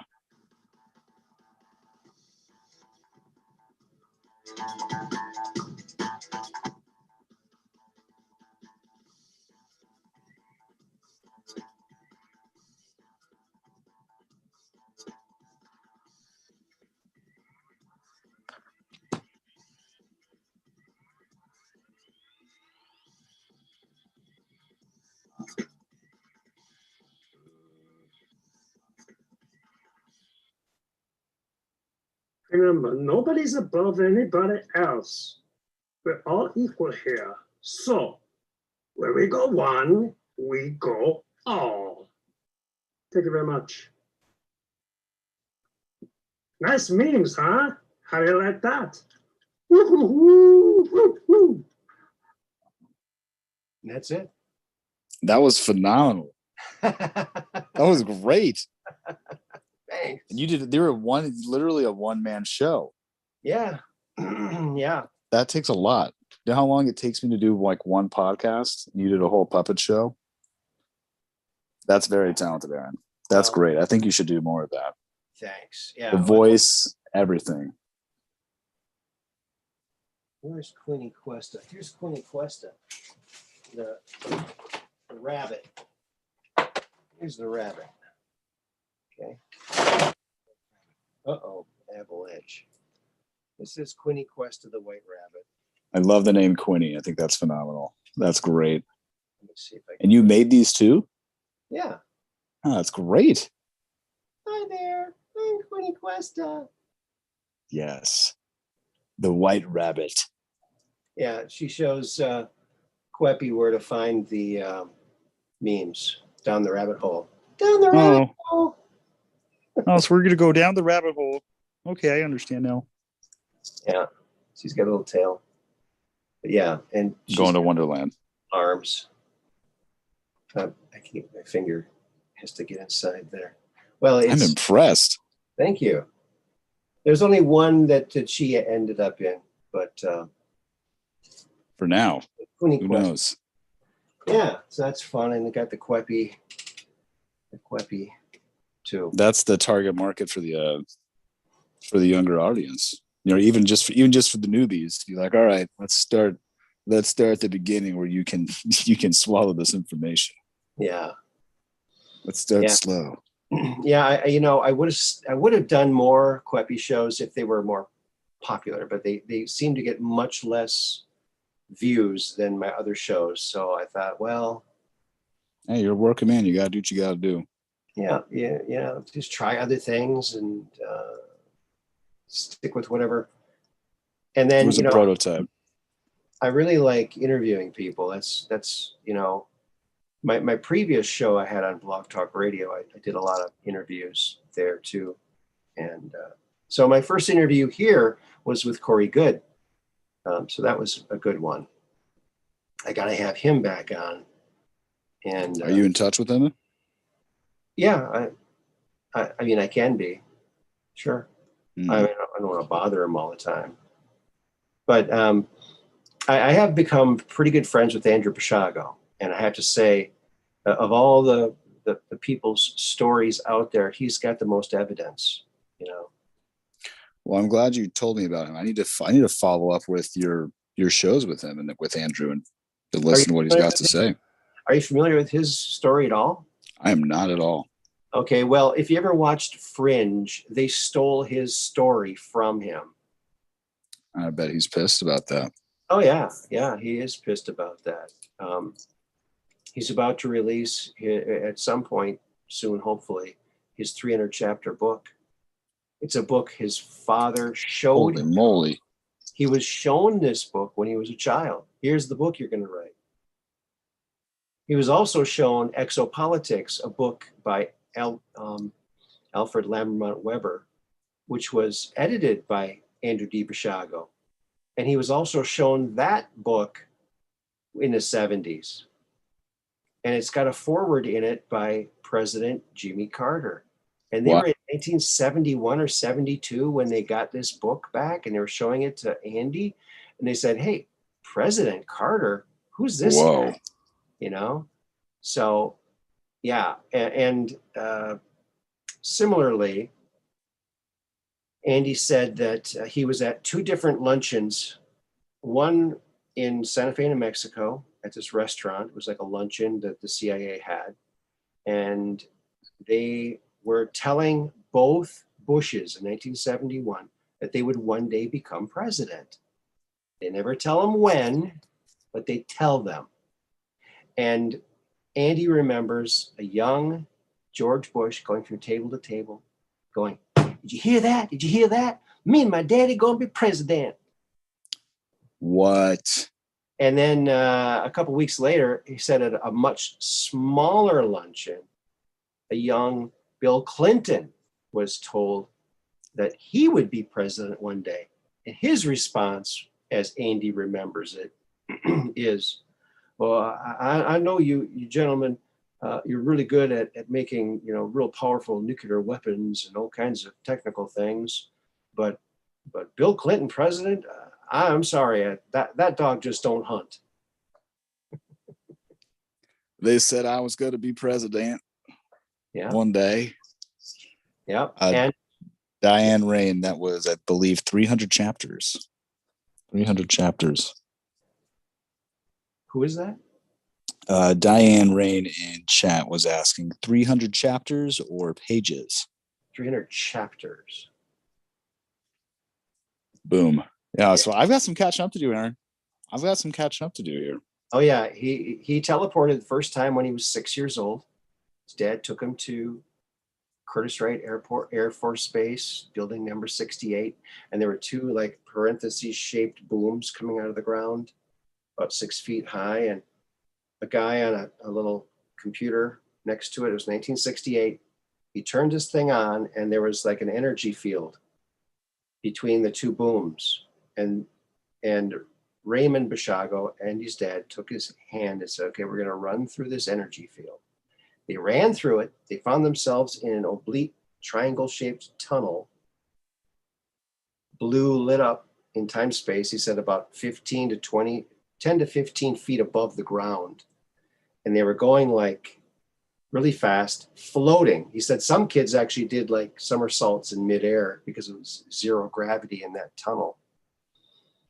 And when you run in, you have to run like at least a meter a second to create an air bubble that will sustain you for breathing for the duration of the trip. And after about 6 seconds in this tunnel, it wormholed off, and they both found footfall that gently set down on the state capitol grounds of Santa Fe, New Mexico, from New Jersey to New Mexico, over 2,000 miles in 6 seconds. Wow. All Tesla. through just a temporal field, just like that. Tesla Vortal teleporter. So at the same time that in 1968, I mean, was it 1966? I think was when Star Trek came out, right? Or was it 68? And they had teleportation, but they didn't have vortal teleportation. They had quantum teleportation, where it would disassemble your body atom by atom and then reassemble it. Well, that would kill any living organism. You can't take it apart and put it back together. But the vortal tunnel, it's opening a tunnel in time space. So you're just going like a little wormhole. And stretching everything right to that point. Yeah. And Andy explains that when they first built this thing, they didn't know what it would do.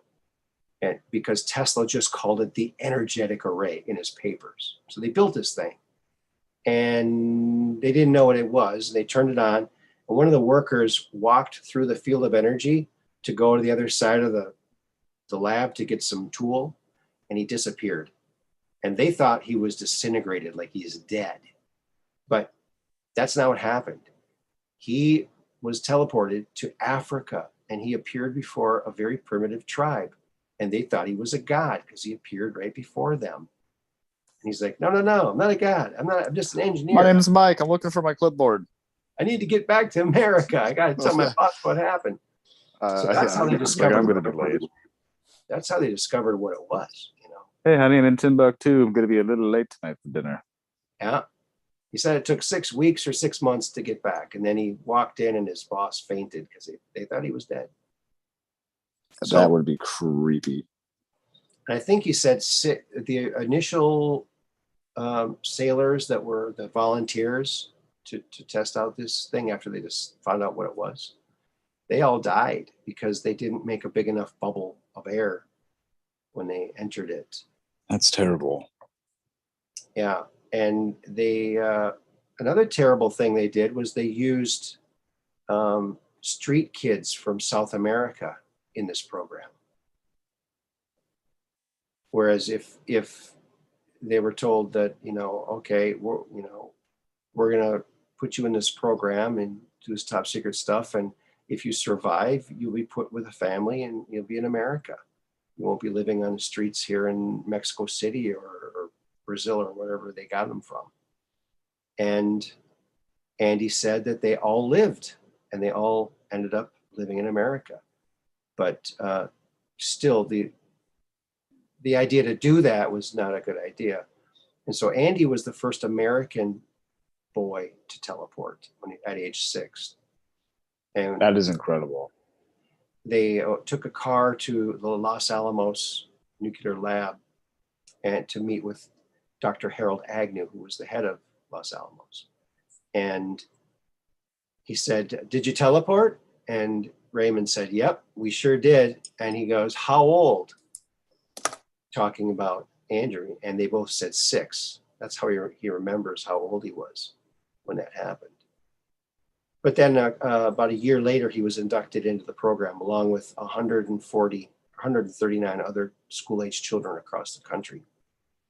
And in 2010, he teleported, in 1972, I think, he teleported to 2010 in LA. And he met 2 other boys. He and another boy met 2 other boys in the program. One of the other boys asked Andy and David what their names were. When they told them their names, last names and everything, they said, "Oh, are you Italian?" "No, he's Italian, and Andrew is Polish." And they said, "What's your name?" And he said, "Garth." And Andy says, what kind of name is that? He said, oh, it's a name. What are you talking about? And so Andy is pretty sure that that was Garth Brooks because he grew up near Tulsa, Oklahoma. His name was Garth, and he was born in February 62, just like Garth Brooks. So we're calling on Garth Brooks to contact the show. Wow. He was the youngest of the 140 school-age children. Wow. Aaron, that's incredible, I think. Yeah. Are you guys close? Yeah, that's I gotta learn more about that. He's crazy. I mean, he's not crazy. Right, but he's got the crazy insider information. Yeah. And it's very hard to believe, but when you listen to him, it's easy to believe. Because, you know, it's easy to believe because they're spending trillions on this stuff. It's easy to believe because they've spent so much, like you said, money and time and effort on a lie. So anything that someone gives me that's the alternative, I'm going to be more receptive to that as the truth because we've only been given a lie. And I think there's nothing worse than telling a lie is believing a lie. You know? Yeah. Lying sucks. So real quick, before I let you go, I want to hear the punchline to Diane Rain's joke that she left in the chat. Oh. She says, so what do Andy and C-3PO have in common? And I can't even think of that. Andrew and C-3PO have in common. I don't know. What do? Is there an R2-D2 reference in there? You'd think there would be. R2-D2. Both shiny, says Dark Brain. That's where I was going. Both shiny? Oh, because he got ported to Africa and they perceived him as a god, whereas the Ewoks perceived C-3PO as a god. Oh, on Endor. Yeah, okay, I gotcha. I got it. Yes. Interesting. Tip of the hat, and Gallagher. Now, Andrew also says that when they were picked up from one of the places where they were doing their training in New Jersey, they would get a car ride or a van ride from this guy named Gallagher, who looks like Gallagher. What? Yeah. That's uncanny. It is. And he said it looks like him, it sounded like him, and he said that typically he would talk to this Gallagher guy and tell him what they were doing. And we're teleporting, we're doing this, we're time traveling. Oh, really? So we're trying to contact Gallagher too. So I called Gallagher's publicist, which is actually, I think, his daughter or a relative of his. And so she's going to ask him.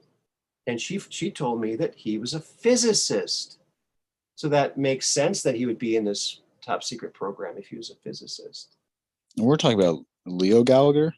Yeah, Leo Gallagher, the comedian. The yeah. Wow. Yeah. And he said he recovered from he had a minor heart attack, if I remember. He's not doing so well, I was told. So he's cognitively not doing as well as he would like to be doing. Now, for anybody who has dementia or Alzheimer's, now I highlighted this video in my one of my last videos I did, one of the full disclosure videos I did, where they talk about there's these scientists that came up with this light therapy, this flashing light therapy that brings your memory back. It works in mice. It's just flashing lights in your eyes. And it triggers your brain to start cleaning up the little things that get dirty in your area of your brain, the amyloid plaques, whatever they're called. But yeah, that was 2016 they came out with that. And that goes right into what we were talking about earlier with light, incoming light into our eyes and how it's perceived. And if you could encode that light with a sequence and tell the hippocampus to engage the memory sectors in the brain to relive memories, I mean, it's all there. Yeah. We just can't bring it up as well. When we think about a memory, we're reliving through the most clear recollection of what we think happened, but it's that memory is stored. If we can only access and have the ability to, and I think a lot of us can, when you meditate, you get into a clear enough state of mind and you find that mental clarity, you can get to those memories and you can understand them. And so that was in 2016 they had that light therapy. Yeah. And at first they drilled a hole in the mouse's skull and they put fiber optics in to get the flashing. It's like 47 hertz or something. And it was remarkable. The mice remembered. They got their memory back. But they said, we can't be doing this to people. We can't be drilling holes in their heads. So they said, well, the optic nerve goes right to the brain. Why don't we put the mice in like a darkened, like a closet with a strobe light in there? And they did, and they got the same result. They had to do more therapies, like several days worth, but they got the same result without any invasive. I believe it. So, I mean, we're just talking about a pair of shielded glasses that you put on someone and it flashes that maybe for about 10, 15 minutes every other day for a week or two, and you get your memory back. Sounds good. I mean, and they haven't done any human testing yet, but it's also one of the most lucrative areas of healthcare, which is why healthcare should never be for profit. And it wasn't for profit until 1972, when Tricky Dicky, yes, Richard Nixon, made it legal to profit from healthcare. Before that, it was impossible. You couldn't profit from it. Wow. Another one to add to the board that Nixon screwed up. Yeah. Well, Nixon was a pretty smart guy, and he did some good things, but yeah. And this is how old I am. I'm dating myself, but that's okay because I'm a cheap date.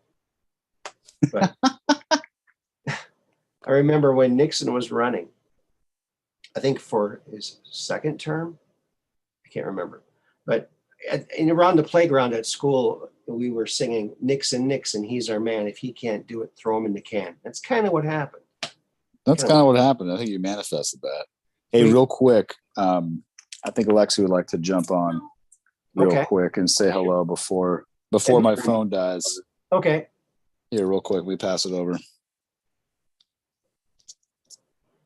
Hey, Aaron. Hi, Alexi. How you doing? I'm good. How are you? If I was doing any better, I'd be you. Oh, you're so sweet. It was a great show. Thank you for having us on. And whenever we deal with dementia, I'm the parasite girl. So I highly recommend people look into parasite cleanses or heavy metal cleanses safely. Mm-hmm. And basically, if we have these clogged synapses, nothing's getting through. We can't pull any memories. So if we start there, and yes, UV light is one major way to do that, the red light therapy, it's really good for people out there to get started, even for preventative measures. Mm-hmm. Thank you. That with that flashing light, it's like, okay, take your grandpa to the disco. That can go bad really, really go south quick. Get the strobe light going. Yeah. To remember all those moves, right? Yeah, if we don't have a hip replacement in the future. Yeah, boy, what about all these hips and knees being replaced?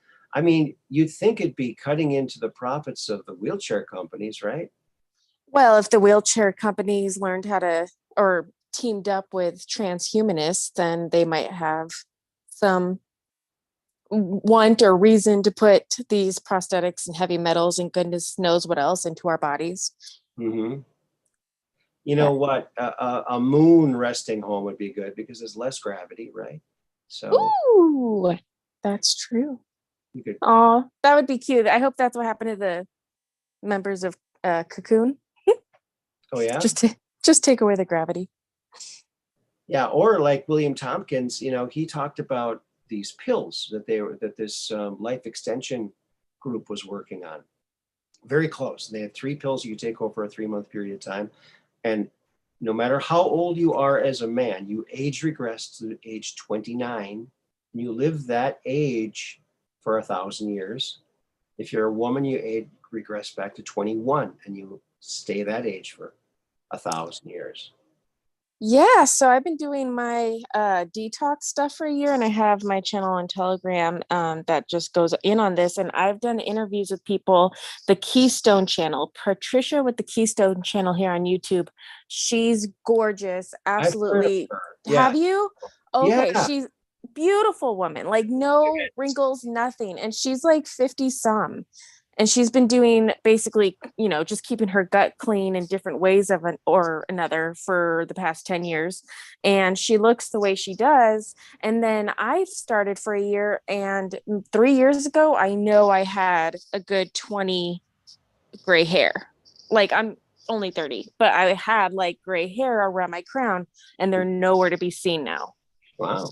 I know. And if you look up metal toxicity in gray hair, it's like mostly aluminum. So who's to say that these things that we think are old people symptoms are actually just metal toxicity or parasite damage? Because literally, if you feel gray hair, it's wiry and it feels like metal. That's probably our body just tossing metal out. So that's where these things get really interesting. Yeah, I'm getting a little gray. I'm getting that extinguished look. Yeah. Oh, it's beautiful. Very extinguished looking. Salt and pepper.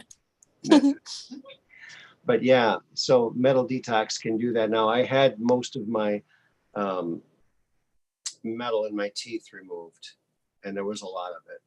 Good. I want to do that. I have 1 or 2 more that aren't the white porcelain. And yeah, I need to do that. I had one guest, Anya Briggs from New York, on my blog talk show. And she went to the dentist. The dentist said, "Oh, it looks like you had work on this molar back here." She goes, "No, I've never had any work done on any of my teeth." He goes, "Well, look at this molar. It's got a square hole in the side of it. Patched square." Wow. Yeah. And she did no memory of it. So she thinks it might be an implant, like an alien implant or something. Yes, they use teeth. It's easy. And I don't trust any dentist. Like, that's the one thing that has scarred me. And I've always just had the weirdest feeling with dentists. And I've heard these kind of stories where even good dentists will find work done by previous dentists and like pull things out that they know how to be placed. It's just so weird. It's sad. Yeah. My dentist got in trouble for telling jokes. Yeah, you pulled too many good ones. Oh, that's funny. Okay, our phone's dying. I just wanted to say hi, and it was a lovely show. Goodbye. Thank you very much. Take care. Thanks for calling in. Appreciate it. Okay. And thanks for being my guest on my show. And you can look up Lexi's show on my channel. It's scroll down a little bit, you'll see it. It was a great show, and she's a great gal, and you're a lucky guy, Rick. Thank you. Yeah, thanks. You got kind of 2 of us. That was awesome. Yeah, 2 for 1. Yeah, she jumped in there. That was awesome. Yeah, thanks for having me. I really appreciate the call. Well, say hi to Thomas. I will. Yeah, I'll tell him tomorrow. We got our Sunday show, and I can't wait to follow back and look at more of Andrew's content. I cannot wait to jump into this. Awesome. Well, looking forward to it. Take care. Take care. God bless. God bless.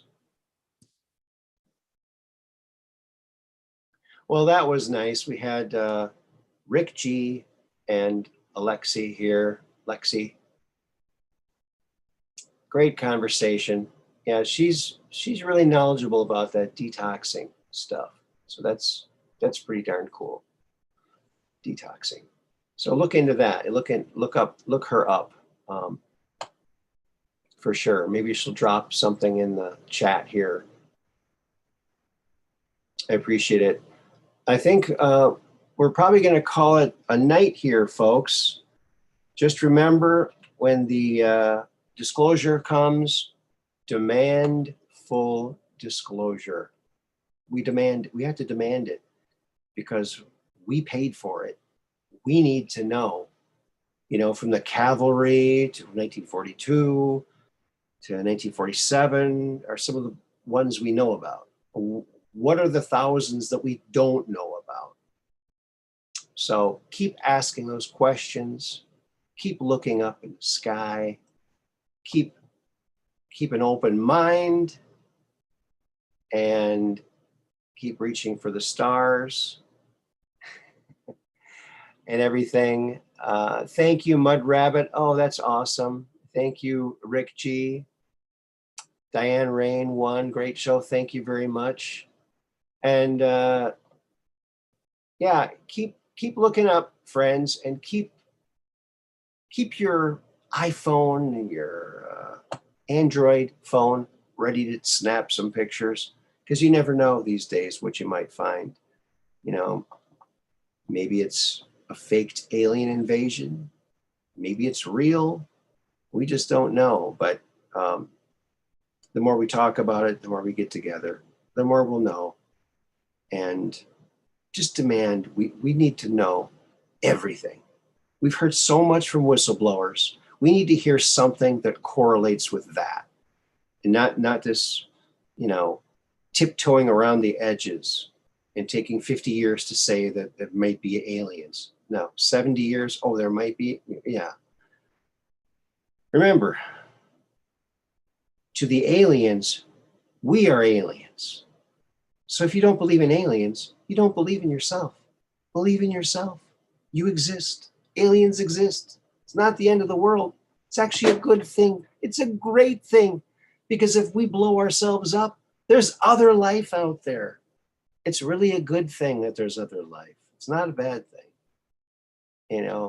Maybe we can go out there and spread some good, some love, and make up for some of the other bad things that we did.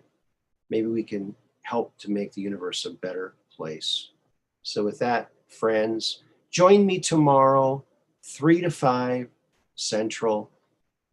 I'll put the link to the Zoom on my Facebook page, and the show will start at 3 Central Time on my YouTube channel. So tune in and call in and talk to Andrew DiBisciago, truly an American truth hero.